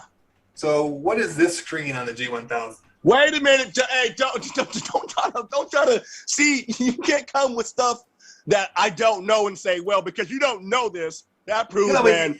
How many hours? Hang on. How many hours do you have flying behind G1000? 2. 2 hours? 2 hours. Yeah, 2 hours. 2 hours. Okay. All right. Okay. I got you there. I have about 600 hours behind G1000. So let me just tell you what this screen is. And next time you fly to G1000, you can go find this screen. It's basically on the aux page. Okay. The G1000 has 2 GPS receivers in it, so they're redundant in case one were to fail. You can fail over the other one. So this GPS signal strength down here is showing us the 12 satellites that the GPS is locked onto, and it's showing the strength of each one of those satellites.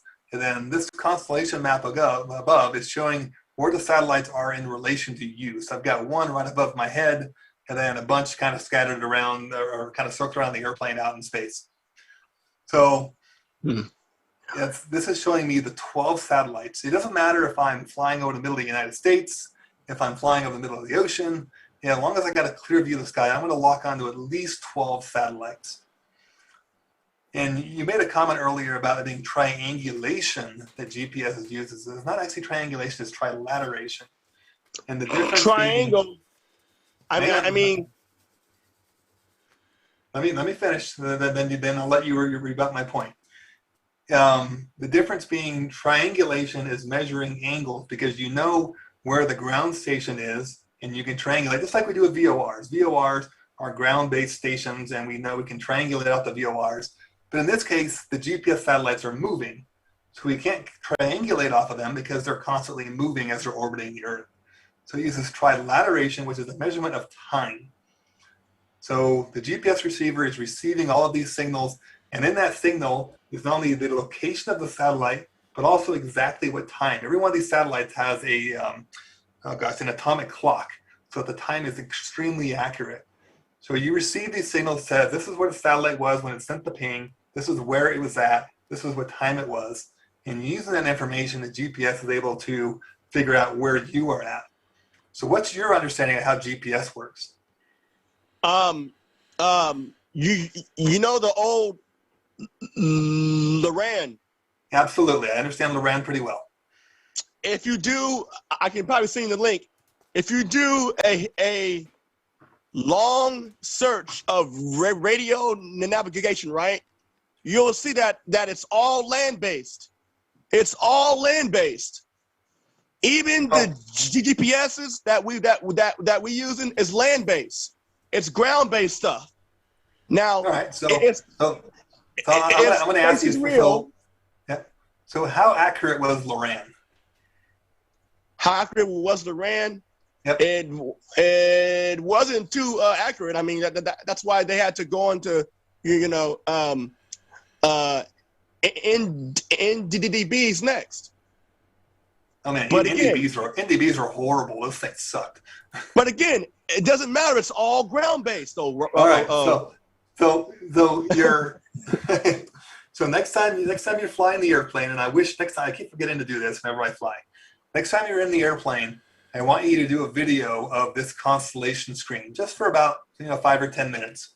Okay. And I don't want you flying. I just want you sitting on the ground with the airplane powered up. And I want you to basically videoing the screen and then do a time lapse of it. And you're going to see these satellites moving across the grid. And you're going to see like 16 will drop off and you'll see another one come in from the other side. So you're not moving. So how can the satellites be moving in relation to you? Well, or so the screen says. I mean, this is the screen, right? I mean, you're trusting these systems with getting you to your destination. You think that they fabricated a interface that you rely on to get you to where you're going just to keep flat earthers happy? No, I don't. But I think that again, I started the conversation with the NASA document that says that for their aviation, it's all on a flat, non-rotating Earth. That's not what it says. So let me see if I can find. Well, I still want you to basically tell me if you're. Hang on. Well, because to me, it's all on the ground base. Like satellites couldn't exist because there's nowhere for them to go. And then Space. How many satellites are there? They don't even have a correct 13,000, 15,000. They don't even know. It's like we know it precisely well. So they don't. They how many precisely? No, but just in general, there's like what, thousands of satellites. How could there be so not an accurate number? Well, it's like, dude. We have an accurate number. It's changing every single day as more and more launches happen. No, but I'm saying how many 3 total satellites? So, all right. So, let me see. So you're obviously just going to deny this one, but since you don't have a lot of G1000 time, I want you to make that observation next time you're up and think about how that is actually receiving, and then what happens if you, for example, put the aircraft inside the hangar but with the door open, and you'll see which ones you're still able to pick up in relation to where they're at and which ones are being blocked by the door. So just kind of look at this. Oh, you know what though? Kind of like my car. My car has satellite XM, right? And then it's constantly being blocked. Being blocked. And in fact, the normal radio stations in my car work better than the so-called XM. If there's really satellites in space, huh? Why is it being blocked when in the satellite radio? Because it's all line of sight. Well, so is your FM radio is line of sight. So your FM radio keeps working well. Why does your satellite radio break out quite often? You say you drive under a bridge, you go inside of a building, a parking garage. Why does your AM and FM radio keep working, but your satellite radio stops working? Because the satellite, what I'm paying for, what I'm paying for, I'm not getting. I'm getting low, cheap landline analog stuff because if it's satellites, then it should shine through, right? Like, I mean, it's satellite. Like, you want to be like, man, everywhere. So if I'm right? sending you a signal from a FM radio station that maybe happens to be on a tall hill nearby, or satellite that's in geostationary orbit 25,000 miles away, which one's going to be sending a stronger signal? The one that's more direct line of sight because it's higher. Well, they're both direct line of sight. You're within sight of the FM antenna. You're also inside of the satellite. But if you drive into your parking garage or you go under a bridge, you've now lost that line of sight to the satellite, right? But I shouldn't lose it. I Why shouldn't. not? You've just put a large obstruction in the way between you and the satellite. But it's a satellite. Like, I don't know. Like, no. You're right. It is a satellite, but the signal is not that strong. It can't go through concrete. It can't go through a hill. So when you go under a bridge or something like that, yes, you're going to block that line of sight between you and the satellite. And you could experiment with this, by playing out and trying different things, driving different areas, and figure out if you, for example, drive around a building where you've blocked your view of the north, your XM satellite keeps working. But if you drive around the other side of the building where you block the view to the south, it goes out. So ask yourself, why is that the case? So you ask, why does every dish, like the dish satellites, right? They always where I'm at here in California, every dish always points south. It never points up, and I'm like, well, wait a minute. All right. Because there's a landline where the dish works at. I mean, it's all landline. As soon as you can. So if it's a landline, what do you need a dish for? I mean, not landline. It's all like ground-based systems. Like all of it. From so where is so if I'm at the equator, where do you think the satellite dishes are going to point? At the equator, but where's the equator at? I mean, where's the equator on the map that I use? Oh, that would basically Good question. be. Hang on, I'll show you. Let's bring up. Hang on, there are way too many windows open up. I may have to go find it again. 1 second. Okay, here we go. So this one's not going to show up, but actually there it is. I can zoom this in a little bit. So the equator is basically this line right here. That's the equator. Which line again? So hang on, let me take a snap of it so I can draw it and make it easier to see. Okay. So now I can freehand it here. I'm just going to draw some arrows. So equator, to that line right there, that's the equator. So that's halfway between the North Pole and the South Pole. Okay. It's also the location where geostationary satellites are going to be orbiting above the Earth. Okay. So where do you think satellite dishes at the equator, people who live right along the equator, where are they going to be pointing? Where are they going to be? I don't know. I mean, see. I'll show you. Can I show you? Can I show you? Sure. All right. Here you go. Straight up. These are from like the 70s, man. Well, yeah, these ones are pretty old, but I can see if I can find more modern ones. But generally, they point straight up because they're pointing up to geostationary orbit. Okay. Rob, how do you not find it strange that there's no real pictures of satellites in space? There are. You can find many pictures of the ISS orbiting overhead that people have taken from ground-based telescopes. Well, but they're supposed to be like what, 13,000 satellites, 15,000. That's exactly why you don't see pictures of most communication satellites, because they are so high up. The ISS being so big and so low, you can get a picture of. But if you want the pictures of satellites in space, you can catch them when they're launched, when they release from the rocket.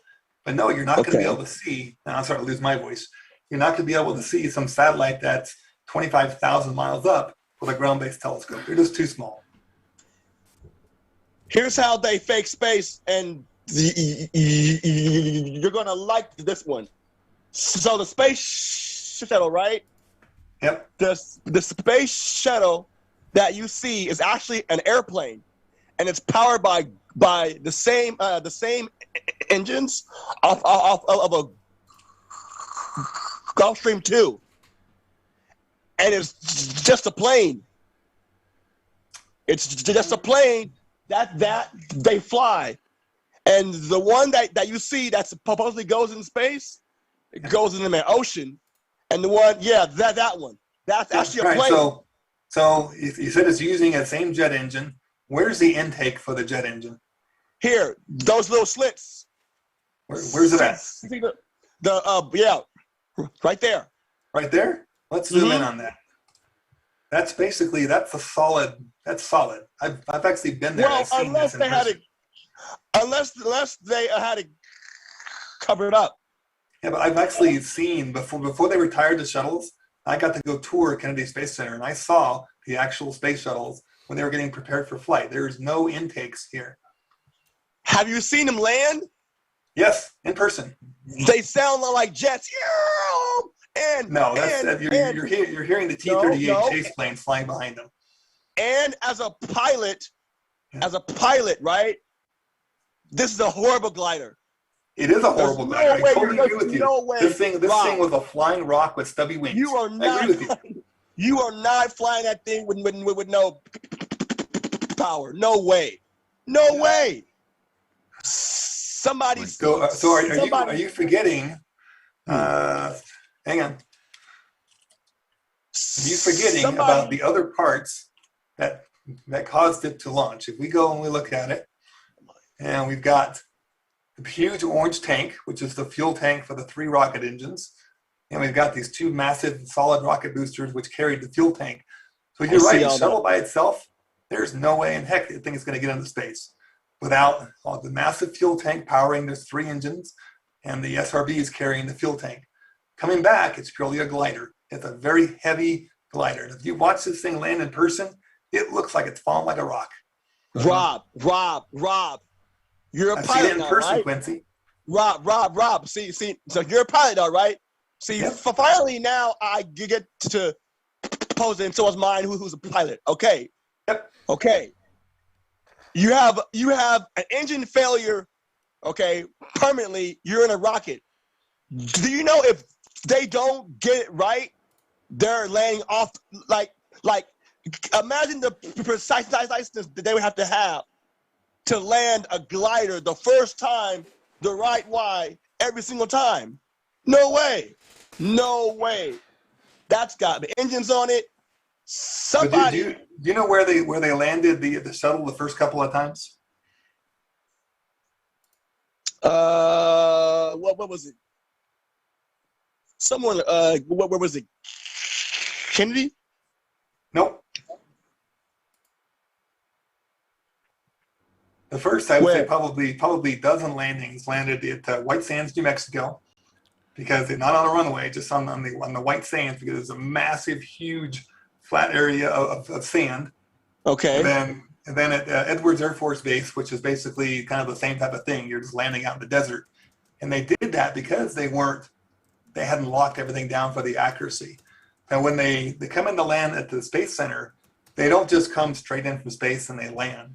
I don't know if I could find something. Let's see here, Space Shuttle landing. Show one landing. Sound on. Hang on, let's see if I can find it. It's not. Let's see here. This might. That doesn't show it. It's not clear enough. But anyways, I don't know if I'm going to find it real quick here. So they don't just come straight in and land. They come in and they actually orbit. They do a couple of orbits around KSC. And that's their time to make final adjustments so that when they actually land at the exact place and speed that they want to.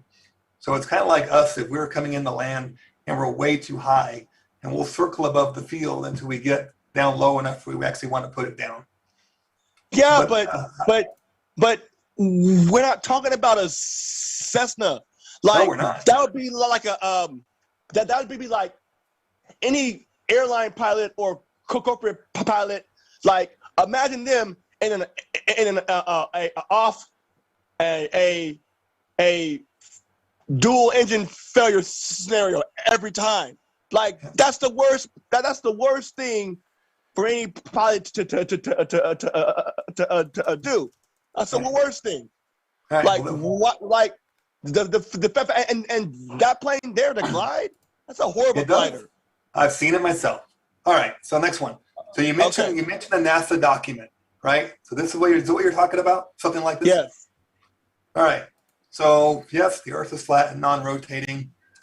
Oh wow, look at that one. The acceleration of gravity, air density is constant. We already talked about this one. Air density is never constant. It's always changing. Is the airframe of an aircraft always rigid? The airframe in a rigid body. Is that the case? There's nothing that moves in your airframe. Oh, the control surfaces. So saying that this is wrong then. The aircraft aren't rigid. They have control surfaces. They have engines that spin, wings that flex. Right. They're not rigid, right? Yeah. All right. So how about the next one? Aircraft is constrained to motion in the vertical plane. It only can go up and down. Is that right? So it never does that. Yeah. Let's see here. How about this one? The mass is always constant. We don't burn fuel? Wait, you skip one. I could get if I get that for Wayne. If I get that technology for Wayne Tech. Oh. So I mean that one you want to say? I mean many aircraft have radar pods, especially fighter airplanes. They have different pods on the aircraft, so they're not always symmetrical. The mass of the aircraft is. Do we burn fuel or no?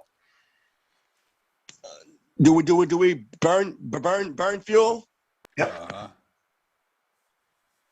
Yes. So when we burn fuel, the aircraft is doing what? What's happening to the mass of the aircraft? The mass, well, the mass stays the same, but it's just the weight that changes. What the fuck? So the overall mass of the aircraft, including the fuel, is changing. So that one's not correct. How about this one? Initial flight conditions. So when you first take off, they're saying the initial flight conditions never change during the rest of the flight. Is that correct? Well, it says steady state. Yep. So does the weather, how often when you take off is the weather the same when you take off as when you land? Well, but that's not what this question says. All right. So this says steady state flight, meaning like undisturbed. Yeah. So they're saying when you're flying along, the weather's not changing. Flight conditions aren't changing. So here's my problem, Quincy, is you're choosing to believe this one as true, but all these other ones as a pilot aren't true. So why do you choose only to believe A? Well, because I can observe A. Well, you can observe these other ones too. You can observe these other ones. Uh-huh. You see your control surfaces move up and down. You see that air pressure is changing. These are things you can observe. Fuel. So why do you believe A but not the other ones? Why is A correct but the other rest are false? Well, I mean, you know what, Rob? What if you're right, and you like everybody else, but believe that we live on this ball, and so because you believe in this ball, you guys all believe in space, and so because you believe in space, like that's a part of where that's where they want you to go. Yeah, but I'm asking what you believe, Quincy, because you brought up this document. I didn't. Well, because there's so much evidence to prove my theory that goes even outside of this. I mean, there's so many, there's so much more information to prove this idea. But just for the sake of us, we're only keeping it in aviation. All right. So I got one. So just to kind of finish up this topic, because I got 5 minutes. Do you still think this document is accurate? when all of these, 7 out of 9 of the things, or 8 out of 9 of the things are incorrect, do you still trust what this document is saying for line A if all the other ones are incorrect? Well, no, because it came from Manasseh. And exactly. So, guess, at least you're admitting so, that you don't trust this document because. And so, I mean, because that was my whole point was like, well, are they telling the truth or are they not? So here we go. Yeah. All right. So you've admitted you don't trust this document anymore. Good. We're making progress. All right. One final thing, and then I think I got to go. Let me close out a bunch of crap here. Give me 1 second. Do you know what the Tropic of Cancer in Capricorn is? Oh, wait a minute though, because the very last time I didn't get to explain the model that I thought. Okay, go ahead. Tune had he cut me off. Okay. Bruce Lee flat Earth map. This is the model that I think, man, we're on. The Bruce Lee flat Earth map. They found a map that Bruce Lee used to at the same temple. So when someone asked me, "Do we live on a dome or not?" I'm like, well, what about these here continents? Because this is one of the continents that I think Admiral Byrd went to. There it is. There. Which one? What's that? The white, the one that's next to the that little star thing. This one here. Yes, that one. Where'd it go? There. This one right here. You think this is an accurate map? Yes. Because to me, it's like, okay, would the powers that be lie? If they would lie, they would hide more land. How is this even a map? And so I think that there's more land beyond the ice wall. And the fact that we live on this globe is their way of trying to hide land. Oh, there's only 9 continents. You know, there's nowhere to go.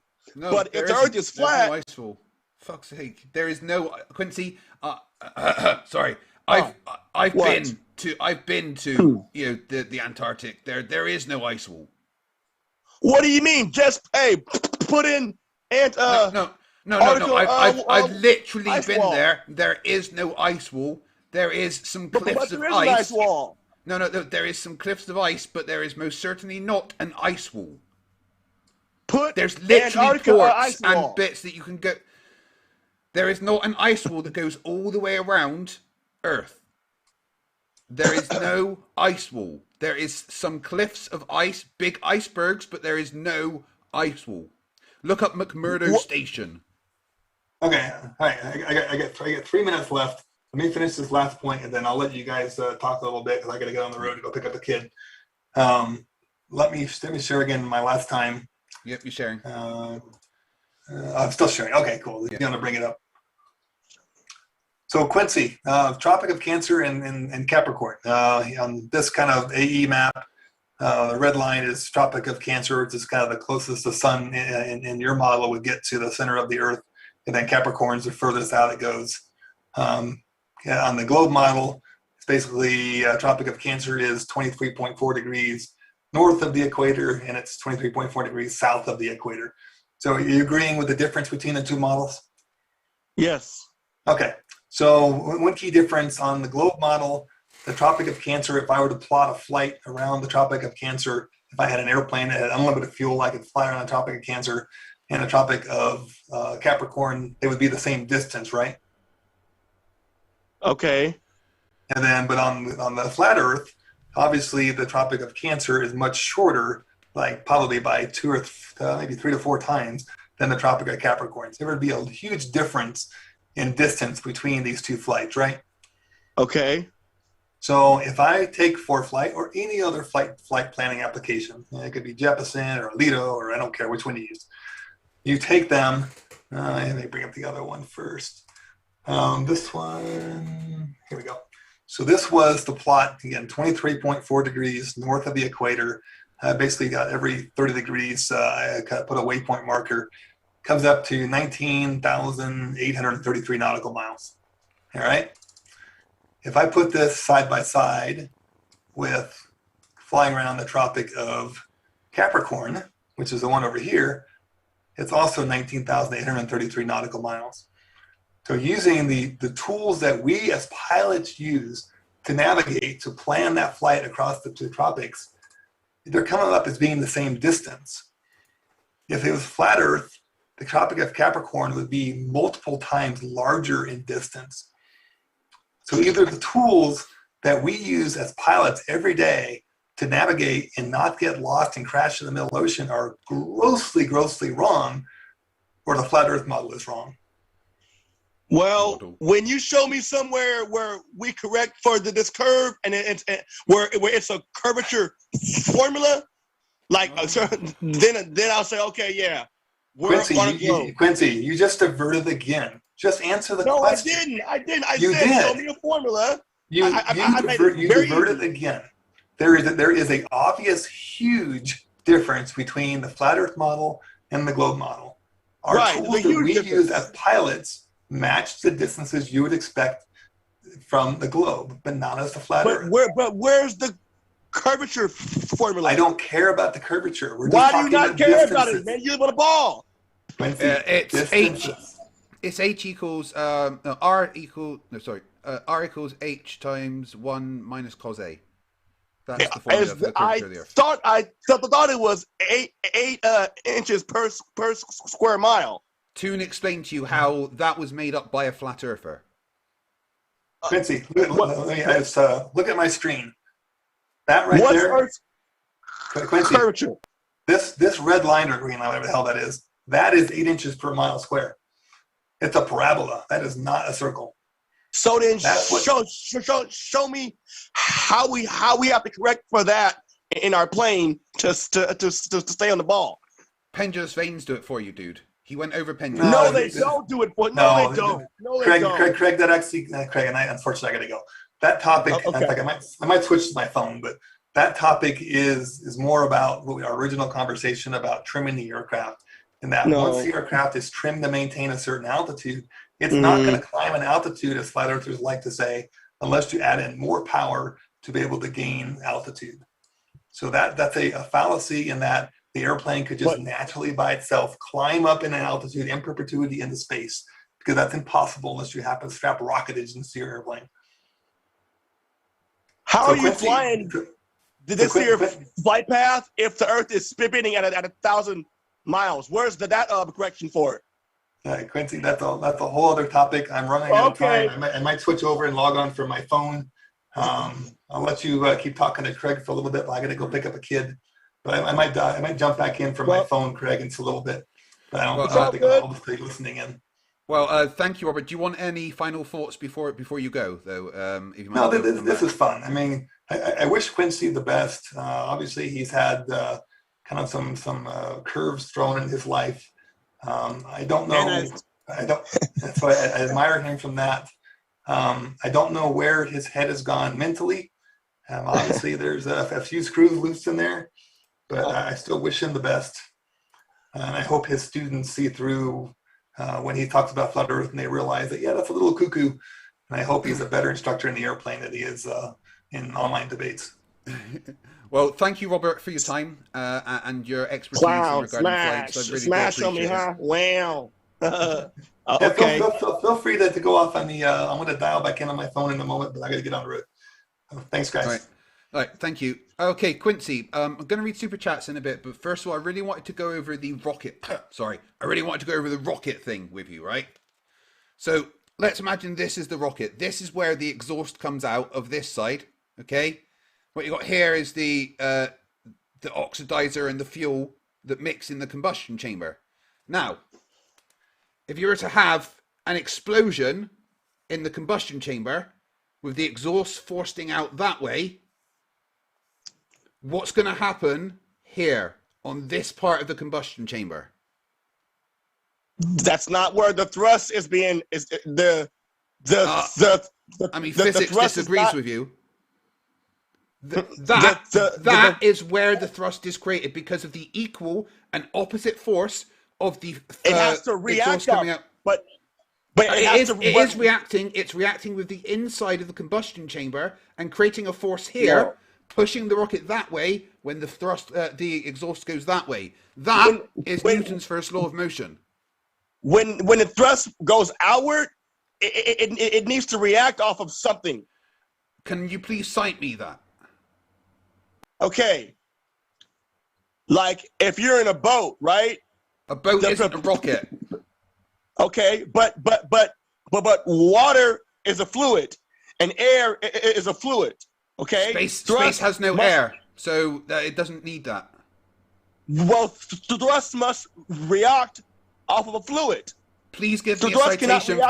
Hold on, Quincy. You're making up parts of physics there. There is no parts of physics that says thrust must come from pushing off of a fluid. The thrust is an equal and opposite force. You have exhaust coming out this way. So here, on the inside of the combustion chamber, you get a force acting this way, pushing the rocket the opposite way to the exhaust. But what is the exhaust like when you watch a rocket and it goes up, right? Yeah. You're watching it react off of the air. No, you're not. No, you're not. Yes, you are. No, you're not. Yes, you are. No, you're not. You're really not, because that's not how rockets create thrust. It is not pushing off of the air. And if you say it's pushing off of the air, you would need to explain how the rocket gets faster as the air gets thinner. Because there's less pressure. So how would as it you push? Go higher?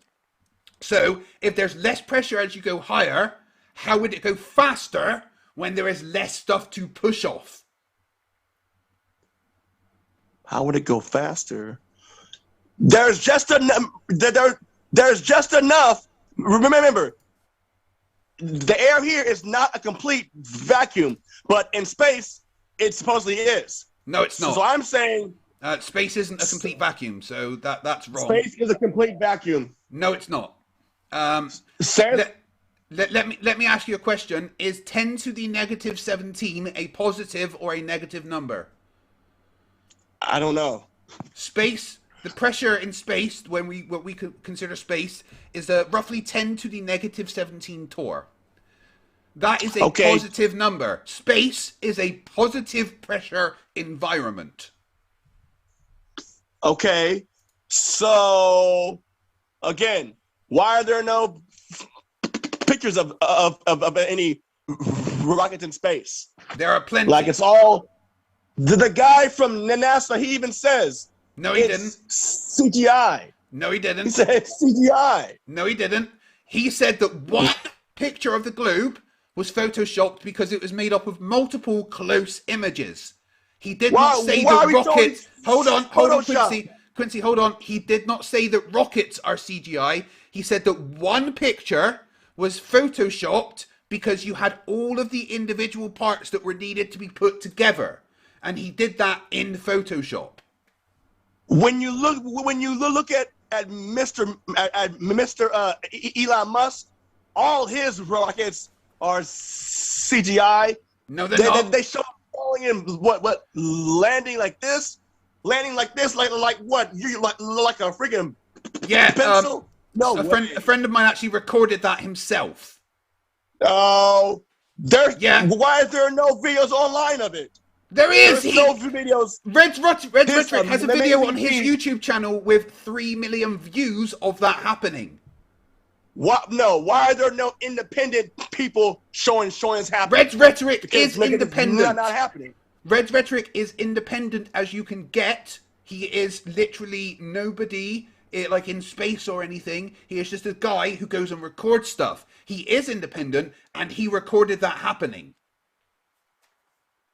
Mr. Elon Musk just got caught with a mouse on one of his rockets last year. No, he didn't, because mice are not 3 feet long. That CRS was solid 19. waste. That was solid CRS waste. 19. He's Hold on, busted. hold on. That was solid waste exhaust coming off of the rocket, not a mouse. Oh, he's busted, man. No, he's never been busted. They're You're making lying stuff about up, Quincy. space. No, they're not. Yes, they are. No, there is stuff in space because we know there's stuff in space because it's been independently measured.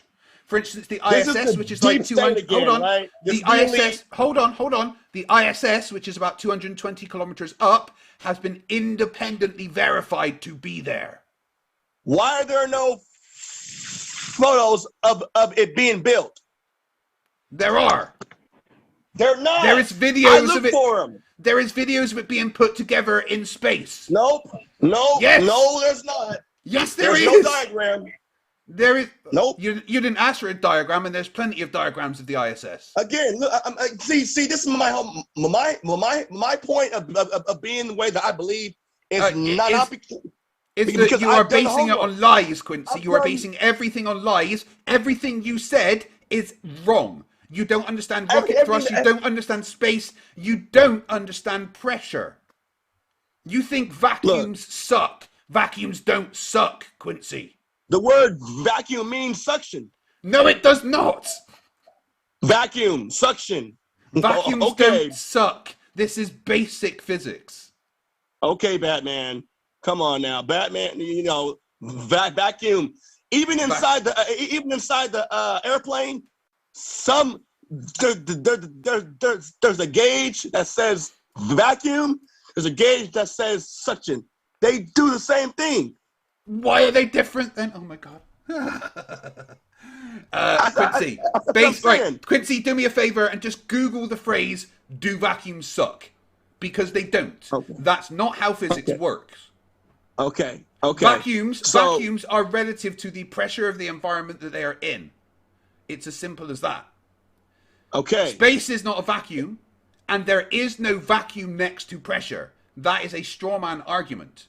There is a low pressure next to a slightly higher pressure, next to a slightly higher pressure, next to a slightly higher pressure, until you get to 14.7 psi. There is no container apart from gravity, which is very, very, very real. How is the sun 94 million miles away? It's been measured. Because it's not. Your It's eyes been- can only see 50 miles. No, they can't. And- Eyes can see whatever. yes, they can. Stop. Quincy, stop. Your eyes can see whatever light hits them, regardless of how far that light has traveled. How do you have a light so far away, but you can still see it? Because the light has traveled from there to Because your the light's eyes. close to you. That's not how light works. Quincy, no matter how far away the light is, you can still see it. But how could it be so far away? The fact that you can still see it means that it's close. No, I just told you the fact that you can see it doesn't matter how far away it is. The light from the sun has taken 8 minutes to get from the sun to your eyes. You see But the light that look at comes shadows. up. Wait. How do you see have the- a faraway shadow and a close source of light? Look at this light right here. A shadow the is light- irrelevant to the source of light. No. Yes. No, because every shadow has a close form of light. Look around where you're at right now. Quincy, it Look at doesn't the matter light how and far look away at the light shadow. is, you are still going to get a shadow. Your ignorance of physics is not an argument against it. You wearing a mask tells me that okay. I'm I Batman. see folks wearing a mask every day. Okay, so I know. Do you think this mask is acceptable for COVID restrictions? Right. COVID's everywhere, and you know what? Guess what? COVID is. Let's read the super It's chats. a global pandemic. It's global, right? There we go again. Everything is global. Yeah, that's just because we live on a globe, so it is global. Yes, absolutely. If they're lying about the globe, They're not, though. When they attach words to it, those are lies too. But Global they're not lying pandemic. about Quincy. They're not lying about the globe, though. global warming, global this, global leaders, global. Hey, wait a minute. It all makes sense, dude. There's no globe. Oh shit. Yeah, well, there is. How is there no globe if we've actually measured the globe? do you see why that they would lie? They haven't lied though, because the Earth's a globe. It's been measured. But do you see why that they would? But they haven't. So They haven't. No. Because they would never lie, right? Not they, about they the would shape of the never Earth. lie. Yeah, well, if you give evidence they've lied about the shape of the Earth, that would be great, but there is none because, and this is a very important thing, Quincy, there is 0 measurements of the Earth being flat and non-rotating. There is plenty of measurements of the Earth being a globe that does rotate. Do you know the most famous measurement of the Earth rotating came from a flat earther? Would you like to see it? I don't think, because to me, the sun moves around the Earth. That's what you can see every day. That's an observation. You then go further and do tests in science. You don't stop at observation. Now, before we get to super chats, I think it's important that you listen to Bob Nadell's words, okay? Just pay attention to what Bob says here. If the Earth is spinning at one rotation every 24 hours, that means that every hour it has to turn 15 degrees. And if the gyroscope is mounted anywhere on Earth, it's going to drift. In today's 21st century navigation systems, they're using what's called a ring laser gyroscope. It is extremely precise. If we could simply get one of these ring laser gyroscopes, we would be able to prove once and for all that there is no rotation to the Earth. One of the people in the community actually purchased one for $20,000. But what we found is when we turned on that gyroscope, we found that we were picking up a drift. Say it together, everyone. A 15 degree per hour drift. So there's good If old the Bob Earth- Nadell, flat Okay. earther extraordinaire, In who my also model- claims to be a pilot, but really isn't. Okay. Proving that the In Earth my- does in fact rotate. In my model, the sun You is don't what have a moves. Well, on the AE map, That's the not sun, a model. That's a projection of a globe, according to the guy that made it. Well, okay. Well, the sun is what moves 15 degrees every hour. No, the Earth does against everything. No, the sun does. No, because the sun rises in really the east. doesn't. The Earth rotates against No, everything. it doesn't. Because Yes, the sun it is in does. the east and goes in the west. Yeah, and the sun and the entire actually Earth moves. rotates. The entire Earth rotates. No, Quincy, because- Quincy, did you not just That's watch a how we have, measurement? time zones. Quincy, hold on. Did you not just watch? Hold on. Wait. We Did you have not a just time watch a zone. video? Time zones work on a globe because the Earth's rotating. Time zones work on a flat Earth because the sun moves They 1,000 miles an hour. no, the sun How does not far move from- 1,000 miles an hour. How far from What? here to New York? 3,000 miles. What's the zone of time? 3 hours. Because the sun moves 1,000 miles an hour. The sun does not the move sun 1,000 moves- miles an hour. The sun moves 15 degrees every hour. 15 times 24 is 360. Because like we a sphere. live on a flat disk. Huh? Like a sphere. Now, again, No, the like measurement. this. Now, listen. The measurement that you just saw happen measures the rotation in 3 axes, not just 2, like a disc would have. 3 axes, like a sphere. So, measurements disagree with your assumptions, Quincy. No, they don't. Because Oh, they do. They when do. you watch the sun move, so Yeah. tomorrow, Yeah, that's a good Tomorrow- observation. Quincy, hold on, that's a good observation. But the measurements of that observation disagree with your assumption that it is no, the sun they moving. don't. Because the sun is in the east. Did we I- not just I listen can to see it. someone saying that? No, I go outside and I can see Oh, it. wait. I can So you measure didn't it. just listen. You didn't just listen to somebody saying that the Earth was rotating based on the measurement they did. I don't feel the Earth rotating, Batman. I don't You feel it shouldn't, rotating at all. because you do not feel constant motion. But I do see the sun moving. Yeah, Right? But you do not Right, measure because the it sun actually moving. moves. You do not measure the sun moving. You measure the Earth moving. No, Those- but yeah. I don't feel it moving. Yeah. It doesn't matter if you feel it or not. You measure it because you Well, don't it feel does matter constant because- motion. because You don't. the Quincy, sun shut up. actually moves. Quincy, you do not feel constant motion. So Therefore, who felt constant motion and said that it was even it's spinning? been rotating the Nobody. entire time that humanity is here. That's why we measure it. How do you measure it if it's constant? You don't. If the Earth is spinning at one rotation every 24 hours, that means that every hour it has to turn 15 degrees. And if the gyroscope is mounted anywhere on Earth, it's going to drift. In today's 21st century navigation systems, they're using what's called a ring laser gyroscope. It's Listen to the words. extremely precise. If we could simply get one of these ring laser gyroscopes, we would be able to prove once and for all that there is no rotation to the Earth. One of the people in the community actually purchased Listen. one for $20,000. But what we found is when we turned on that gyroscope, we found that we were picking up a drift, a 15 degree per hour drift. The instrument that he was using to do that measurement cannot see the sun. It could not measure the sun. It can only measure what it is sitting on, and it measured rotation. Well, I'm not buying that.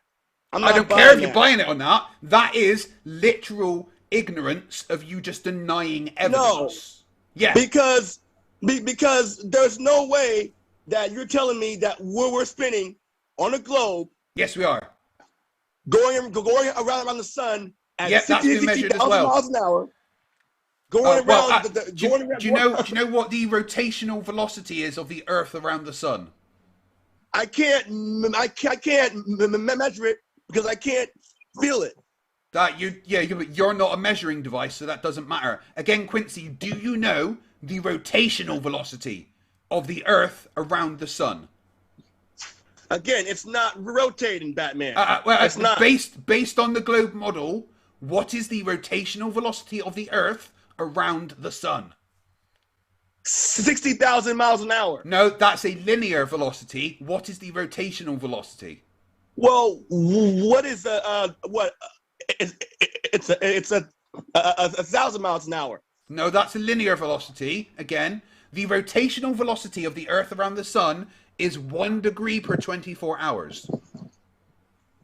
1 degree per 24 hours. Yes. But on my model, You don't have a model. the sun seems to rotate around the Earth at 15 degrees every hour.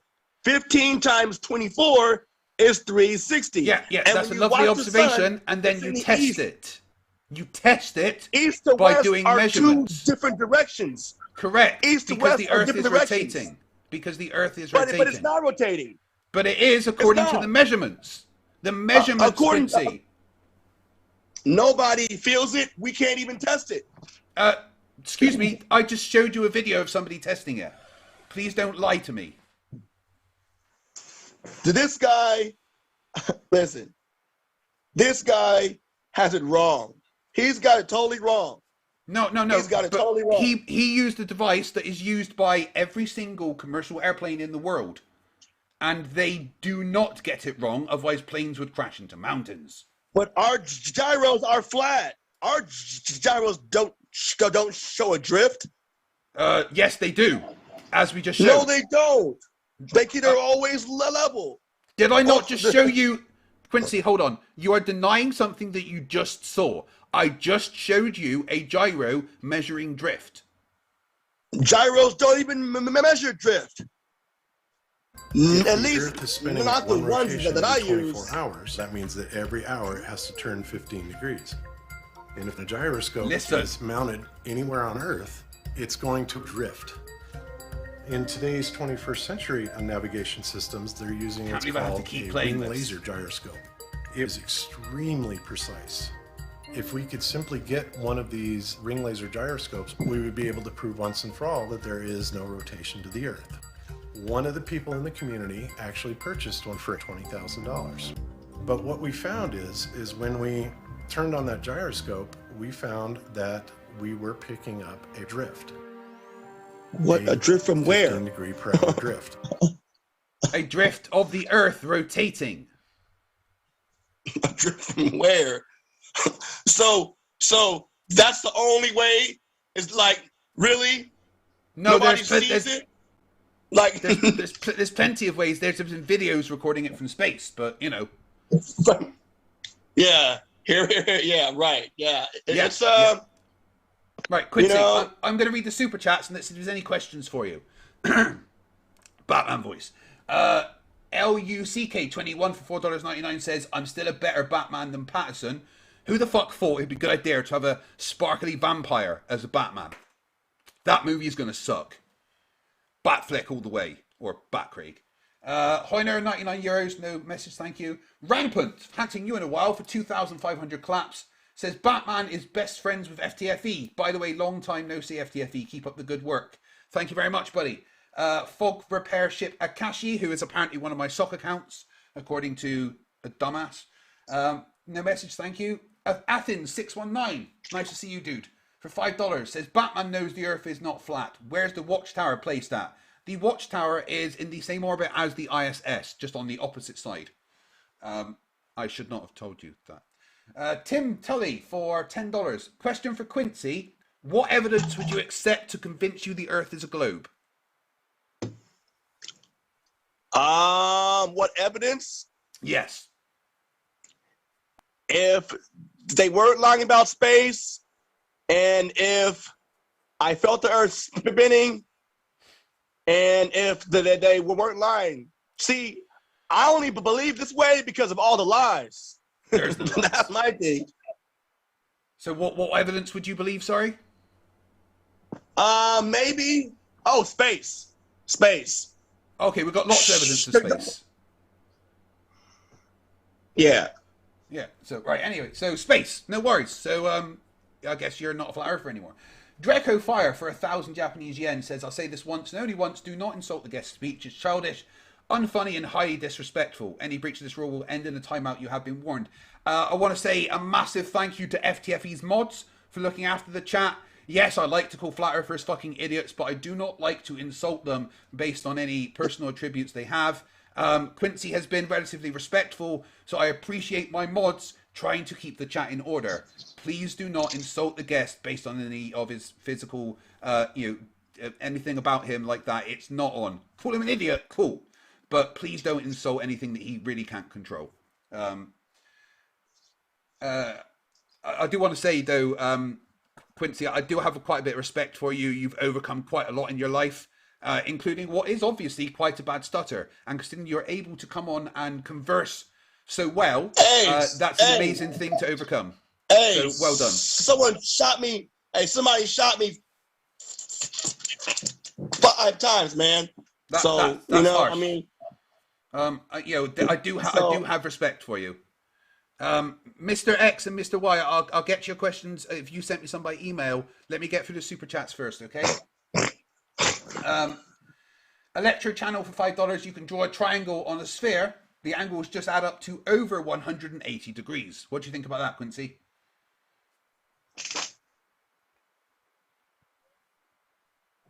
Do you know, Quincy, do you know what a spherical triangle is? The fact that you're drawing a triangle, you're still over a flat plane. I mean, just draw a triangle. What if that triangle has angles that add up to more than 180? That doesn't, I mean, what's that going to prove? That the Earth is spherical. Because if the angles add up to more than one... Because if the angles of a triangle add up to more than 180 when you measured the ground, that means that they are a spherical triangle. Well, no, hold on. Now, wait a minute. Just drawing a triangle, period. Let me ask you this question, right? If you have a triangle of sides 1, 1, and 1, what are the internal angles? I don't know. But that don't mean that you're on a magical spinning ball. No way. Yeah, all right. Obviously, this is geometry blindness. Triangles, normal triangles, have angles that add up to 180 if they are flat. The angles of the triangle, no matter it's equilateral, right angle, add up to 180. However, A spherical triangle has angles that add up to more than 180. And whenever you measure the Earth, you get triangles that add up to more than 180 degrees, meaning the Earth is a sphere. That doesn't prove anything. I mean, because measurements disagree with you. Flying an angle, you're still flying a line. So when I'm flying from point A to point B, you know, I'm still flying a line. My lines, whether they be circles or triangles or squares, they're still out over a flat plane. Except they're not. Okay, do you know what the Haversine formula is? No. Oh, you're a pilot and you don't know what the Haversine formula is. Goodness. Hey, look. Hey, a lot of pilots don't know a lot of shit. I'll tell you that. I'll tell you that. Guys, please, everyone watching, make sure you voted on my poll in the chat. Rodent No Last Name for $2 says portrait mode whilst lying down, facepalm. He seems to have sorted that out. Fog Repair Ship Akashi, $5 says level does not mean flat. Stop using those terms interchangeably. Even Google says level does mean flat. Not according to the dictionary. According to the dictionary, the definition of the word level, the adjective, is conforming to the curvature of the liquid parts of Earth's surface. Level does not mean that does not flat. mean. Are you serious? Would you like me to show you that? Would you like me to show you that in the dictionary? Level does not mean flat. Are you serious? Look. Would you like me to show you that in the dictionary? That's why whenever they have a level, they use water inside a level. And what's a level? It shows you where flat is. A tool, level, is not the same as the adjective for the word level. Really? Yeah. What? Do you know the difference? Do you know the difference between a noun, an adjective, and a verb? Anyway, okay. Right, so let me show you. Let me show you this. Let me get it up. That's what she said. So if you look at my screen, you will see that it says here, Merriam-Webster Dictionary since 1828. Definition of level: having no part higher than another, conforming to the curvature of the liquid parts of Earth's surface. The dictionary says that and level air is conforming to the curvature of the liquid parts of Earth's surface. Right. Liquid. So air is a fluid. Air is flat. Air is not a liquid, it's a fluid. Parallel with the plane of the horizon. Yeah. Parallel is level. Plane is level. Parallel isn't horizon, level either. Horizontal, you're level. Parallel doesn't mean level either. But again, parallel with the plane of horizon. What does this say, Quincy? Read the words. Curvature of the liquid parts of Earth's. What is a liquid? A fluid? Air. Air. Fluid. Wait. Hold on. Air is not a liquid. Water is a liquid, and water is flat. They even call water is not flat. Sea level. Water is not flat. Water is definitely flat. No, water is never flat. Large bodies of water. Large bodies of water are flat. No, they're not. Tides disagree with you. Yes, they are. They're flat. Sea level. Sea level is again a curve. Level. It's based on a geodesic. So level does not mean flat, and large bodies of water are certainly not flat because tides are a thing. You will never ever find water that doesn't mean flat. But every ocean is level. Correct, but they're not flat. Sea level. Yeah, not sea flat. Right. How do you see curve? Because I see no curve. Is there a horizon? Horizon is horizontal. Is there a horizon? Yes or no? Yes, and therefore you are seeing. Therefore you are seeing the curve of the Earth. Otherwise, there would be no horizon. The word horizon means plane. Look, plane. No, it doesn't. Plane's flat. The word horizon comes from the Greek meaning bounding circle. The word horizon comes from Egypt, which means Horus has risen. No, it comes from the Greek meaning bounding circle. Because The word horizon because comes from the Greek meaning bounding circle. Horus is a man. He was a sun god. Yeah, horizon comes from the Greek word meaning bounding circle. Okay, that's not up for discussion. That's where it came from. Mark said for 5 PlayStation Network dollars, thank you. Traveler X $7.99 says it bothers me that someone intelligent enough to get a pilot license can't work out the answer to basic objections for themselves. Well, there you go. Fog Repair Ship Akashi $2. Plane refers to the wings, not the Earth. Quincy. Hey, Batman. Yes. Are you getting paid, man, for this? Am I getting paid? Well, yeah. The Justice League doesn't really get paid. Oh, okay. Because man, because to me, it seems like me of like somebody of like truth. I'm really all about truth. Like I know a lot of stuff, a lot of other conspiracies besides flat Earth. So yeah, none of them are it's true. like,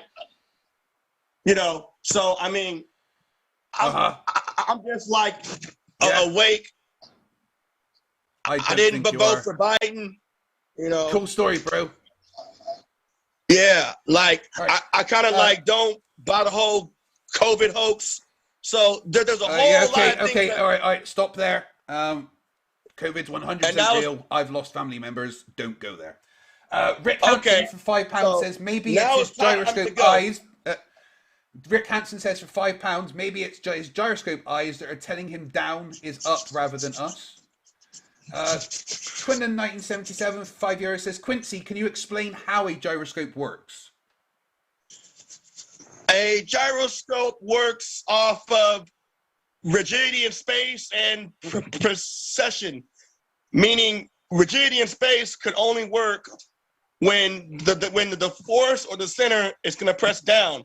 You got to imagine it like a quarter or like a bicycle. When you spin a disc, it becomes more rigid and more rigid, so it stands upright. And these gyroscopes measure the Earth's rotation. No, they don't. Yeah, no, they don't. Yeah, they do. No, they don't. They absolutely do. There was actually one built by a guy called Stephen P. for Globebusters that was a mechanical gyroscope that measured the rotation of the Earth via drift. So gyroscopes measure drift. Awesome. Okay. What is it? Thank you, Batman. You're welcome. I guess we gotta agree to disagree. Hey, listen. At the very end of the day, don't believe in aliens. So I've met aliens. What are you on about? Huh? I've met aliens. Batman's from Krypton. Oh boy, I'm sure. Superman's from Krypton. Okay, Batman. So, do you think the Earth is flat? Do you swear the Earth is flat? Bro, I know it is. Swear to me! Swear to me! It's flat. It's flat. It's a plane. Say no to the globe. Say no to the globe, Batman. No to the globe. Let it go. Let it go. Earth's not flat, Quincy. Please don't teach your students that. Hey, the Earth is flat, and measurements all my disagree with students plan on flying jets. Oh, they fly jets. They definitely know the Earth's not flat. So, are you leaving Okay. now, Quincy? Are you? Huh? Are you leaving now? Are you? Yes, sir. All right. Well, thank you for coming on, Quincy. It's been fun. All right, Batman. See you later. Hoorah! Fuck me, that guy's dumb. Now let's have a quick look at the poll that I've got going. I'm gonna put me on full screen because you want to see my lovely Batman face. I said Batman's from Krypton. I obviously meant Superman because I'm not from Krypton. I'm not scared of green rocks. So, according to the votes in the poll, we've had 1,375 votes, And it says, would you get in a plane with a flat Earth pilot? 11% voted yes. 89% voted no. I'm worried that nearly like 1,400 of you, I'm worried that 140 roughly of you would get in a plane with him. I wouldn't do that. Yes, Icon Science says that the drop rate is 8 inches per square mile if you use the chord length. And it's actually an exact measurement, obviously, but that's using chord measurements, whereas flat earthers try to use it as a direct line of sight measurement, which doesn't work. There's a big difference between chord measurements and, mapping out a parabola. But yes, he is right. 8 inches per square mile does work in certain conditions, but you have to do chord measurements, from point A to B straight through the sphere rather than kind of going around the outside, etc. It's not the way they try to use it. I was going to read more questions, some from Mr. XY, but obviously we didn't get to those. Maybe another time. Fog Repair Ship Akashi for $2 says, what is spatial disorientation, Flerf, and the cause? He wouldn't know. Truth Nerds, €5. Actually, I would get on a plane with a flat Earth pilot as long as he's bound and gagged and nowhere near the controls. Apparently Wolfie20 would get in a plane with him. Brave. Roki Thane for $5 says, Quincy, look at the walls surrounding you. They are flat. Now answer this. Are they level? No. I can't believe he's so basic he can't get flat and level right. Raven Zero, $2 says, this guy got his license from Microsoft Flight Simulator. I fucking love Flight Simulator, by the way. Fog Repair Ship Akashi, $2. If gravity was density, things would fall up. Basic physics. Sparky NJ for $2 says, our formulas explain your observations. He doesn't know what weight is. Weight is mass times gravity. The Athens 619 for $5 says, you wouldn't have terminal velocity if gravity wasn't real. You can calculate the height and how long an object will fall. Do you have another way? Density, but that doesn't work. Holy Smalls for $5. Anyone know that a pound is both a unit of mass and force? Pound force equals pound mass. 1g of gravity. Just a fun fact for the day. Yeah, that actually used to fuck me up a bit. Stringer News 1 for $5 says, if gravity isn't real, then pressure altimeters can't work. How do you maintain a constant level over terrain with radio altimeter? See the problem? No, he really doesn't. Addison for $5 says, what gives the full direction? Gravity is attraction between objects. In a vacuum, any object will drop to the ground. Why go down, not up? Magic. Gravity, actually. The answer is gravity. It's always gravity. Oh. I don't know how Val Kilmer managed to wear this mask doing that movie, because this is really uncomfortable and hot. It's a good one, though, right? This is what my kids got me for Father's Day. Do you like it? Yeah. Oh, excuse me. Oh. Fog Repair Ship Akashi, ever heard of gravimetry, Flerf? Look it up. Talk to PhD Tony about that. Roki Thane, $2 Why do many Flerfs record their nose hairs? They can't camera. Connell Silver for $2. Simple question. How do you measure weight? He doesn't. Logical Hillbilly for $5 says, Quincy, can you see a microburst? Does that mean they're not real?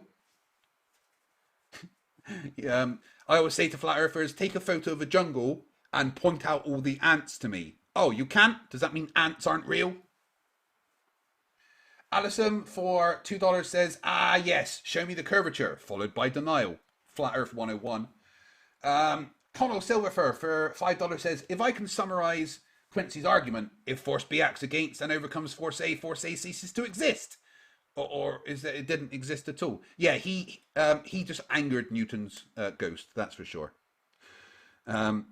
I say we fire Craig and hire Batman, says Alan H in the chat. Well, I'll let Craig know you said that.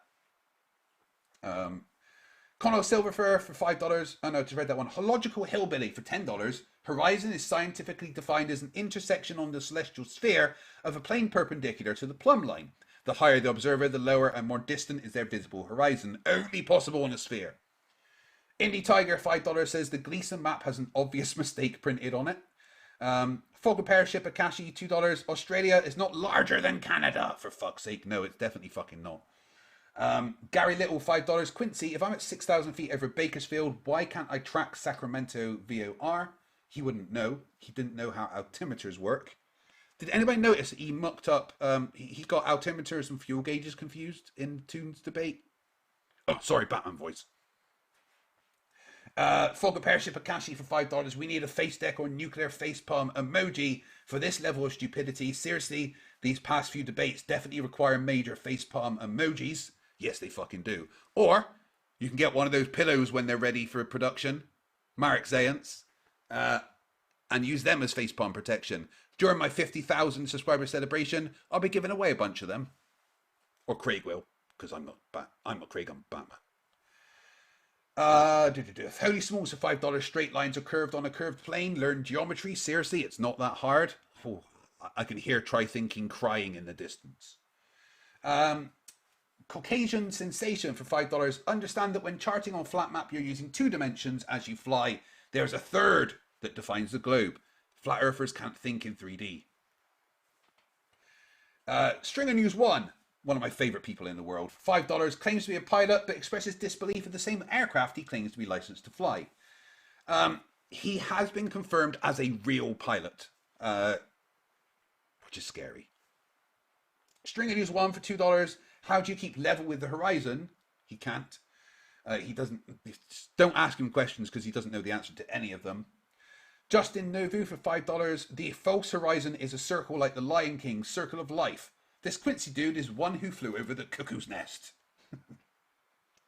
Perf for $2 Canadian says, don't go on his plane, guys. No, fucking don't. Athens 619 for $2 says, how hard is it to say I don't know? Flat earthers cannot say that. Robert Brashears for $5 says, gravity. Oh, I like that, gravity. Just ask Mr. Cheswick. Holy Smalls for $5. If air pressure is related to temperature, would that mean Brainy Beaver is going to suffocate up in Canada? We can only hope and pray that that happens. Love you, Brainy. Roki Thane, $5. Can somebody check Quincy's task manager? His brain is running at 200% capacity. Control, delete quickly. Brad Dubé, the smarter younger cousin of Eric, just joined the chat. I see Batman has taken over for FTFE. Is Dave his new sidekick? That's the new Robin, actually. Come here, Dave. This is the new Robin. My sleepy kitty. Look at the sleepy kitty. Say hi, Dave. He is a tired boy. Look at his cool little soul patch. Look at his beard. Look at that. He's so gorgeous. Oh, you are. I love you to bits, mate. Let's stay. You can stay here and have scritches while I read the super chats, okay? Fuck YouTube for $5 says the pressure difference between the top and base of Mount Everest. I know the answer. Q's desert file. Gravity, you fucking retards. Free Ron for $5 says, Craig, I'm amazed you continue to find dumber and dumber Flerfs on your streams. You truly are a hero. I do what I can. Roki Thane for $5 says, why is GPS receiver on top of the plane if GPS is land-based? Because it isn't land-based. Roki Thane, oh no, literally just read that one. Indie Tiger for $20. Oh, where do you want to go, Dave? Says, Lauren can't work when you're too far out to sea because it uses overlapping radio waves that are concentric from the antenna, but the signals tend towards the parallel the further you get away from the antennas, because the Earth's a globe. Frog with Pership Akashi for $2. Flerf, ever heard of the Gimli glider? No, he wouldn't. I'd be worried about him piloting a glider, to be honest. Philosopher King Gaming for $5 says, to the Flerf pilot, how would you tell if someone was telling the truth? Why is NASA different? Everyone lies if they say the Earth isn't flat. Philosopher King Gaming for $2. For that matter, why is flat Earth different? It's all very fucking different, mate. Tim Tully for $5. Give the bat cat some nip for me. Oh, he quite likes the catnip, actually. Roki Thane, $2. Dude, I can see your brain. Stop filming your nose. Look at this. There's like fuck all for me to breathe through. Like here, there's like hardly any holes in the nose. Quincy's the sprinkler for $5. Ask Quincy if I have a triangle. Yeah, I did that one. He didn't know. Oh God, so many super chats. You guys are so amazing with the super chats. Honestly. Wow. Alison for $2 says, fear the nutter. That is the best flat earth argument. Vipera for 20 New Zealand dollars says, vacuums don't suck, but flat earthers do. I added that bit. Pentalica for $5 says the Earth is doing the sucking, not space. Yeah, they need to look into why Jupiter is known as the vacuum cleaner of the solar system.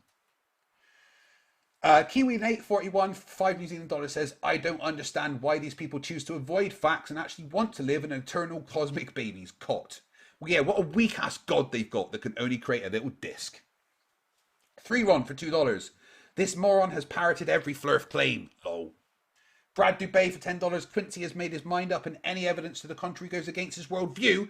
Deny without evidence and sprinkle in some personal incredulity. Philosopher King Gaming for $5 says, if we can only see 50 miles, how do we take pictures where we see too far? Light travels further than 50 miles. You see light. 2 plus 2 equals 4. That kind of math will hurt the flat earthers' brains. Conor Silverfur for $2 says, Quincy, who is this elusive they? It's everyone. And then Roki Thane became a new member. FTFE will think you are awesome. Thank you very much. Gary IOW for £5 says, tell Quincy I'll be there in Sweden when he collects his Nobel Prize for Physics. No. If that happens, then I'm just leaving. I'll go live on Oa with the Guardians. I know they're little annoying dwarfs, but fuck's sake, man.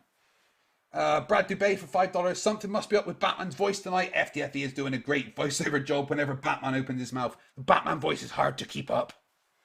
Jackalope Perdmaster for $5. If the sun moves over the Earth, what powers the sun? How does it accelerate, decelerate as it moves from tropic to tropic? Flat Earthers just keep saying quantum locking. They don't know what that means. Fuck YouTube for $5 says, this guy's a pilot. I wouldn't ride a taxi he's operating. Never mind a plane he was flying. Wizard of Ass for $5. If the sun and moon disappear near the horizon because they are moving away, why does the moon appear to get bigger as it gets closer to the horizon? Because the Earth's a globe and the sun's 93 million miles away. Chronal Silverfur for $5. Quincy, you've taken Nutter to a whole new level, but no matter how many times you say it, Nutter is not now, nor will ever be an argument. Well said, sir.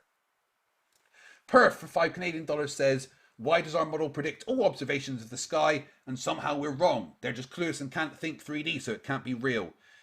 Mitchell from Australia thinks that he's busted the globe model. I'll be debating him soon. I'm on it. I need to respond to his email, actually. I do remember now. Sleepy Dan for $2 says, Quincy is not a pilot, he's a pilot. I don't think he's a po. He is a pilot. That's worrying. Why Kick a Moo Cow 855 for $5 says, Quincy, I don't agree with you, but you seem like a cool fucking dude. Draco Fire 500 Japanese yen. This guy is another example of duck, dive, dip, dodge, deflect, and deny. He also likes a bit of ad hoc with a side of fries. This is hilarious. Glad you guys enjoy it. Ali B for £2 says, Flerf Nutter to a new level. Is that the Ali B or is that a different Ali B? Justin Neal for $5 says, level does not mean flat. Correct, it fucking doesn't. Athens 619 for $2. I just beat a video game flat. Oh, wait. Fog Repair Ship Akashi for $2 says, I picked the wrong week to stop sniffing glue, or maybe you started, which is what just happened. Philosopher King Gaming for $2 says, is Horace flat? No, he wouldn't be. Stringer News 1 for $2 says, what's your vector, Victor? 10-4, good buddy. Steve 6464 for $5 says, Quincy, could level in sea level mean at the same stage? He doesn't know the difference between adjectives and verbs and nouns, so... Stringer News 1 for $2 says, Joey, do you like movies about gladiators? Was Joey in the chat? The Thespit, $5 for FTFE gets cash from us as payment for the educational experience we and others gain. And the entertainment, I hope. Neil Kilpatrick, £1 with no messages, thank you. High Plains Drifter for $2 says, if he's a real pilot or from Reds the Stewardess. And then Stringer News 1, a bunch of Lad the Blobfish. Thank you very much. FTFE says, thank you so much for these super chats. It allows him to keep doing this channel. I know not everybody can support FTFE financially, but if you want to help out old Batman's pal, then please share his streams on Facebook and Twitter. That is all for tonight. It is 4 in the morning for me. I hope you've enjoyed this Flat Earth debate. Remember, guys, stupidity is not a right. Fight the Flat Earth. I'm Batman.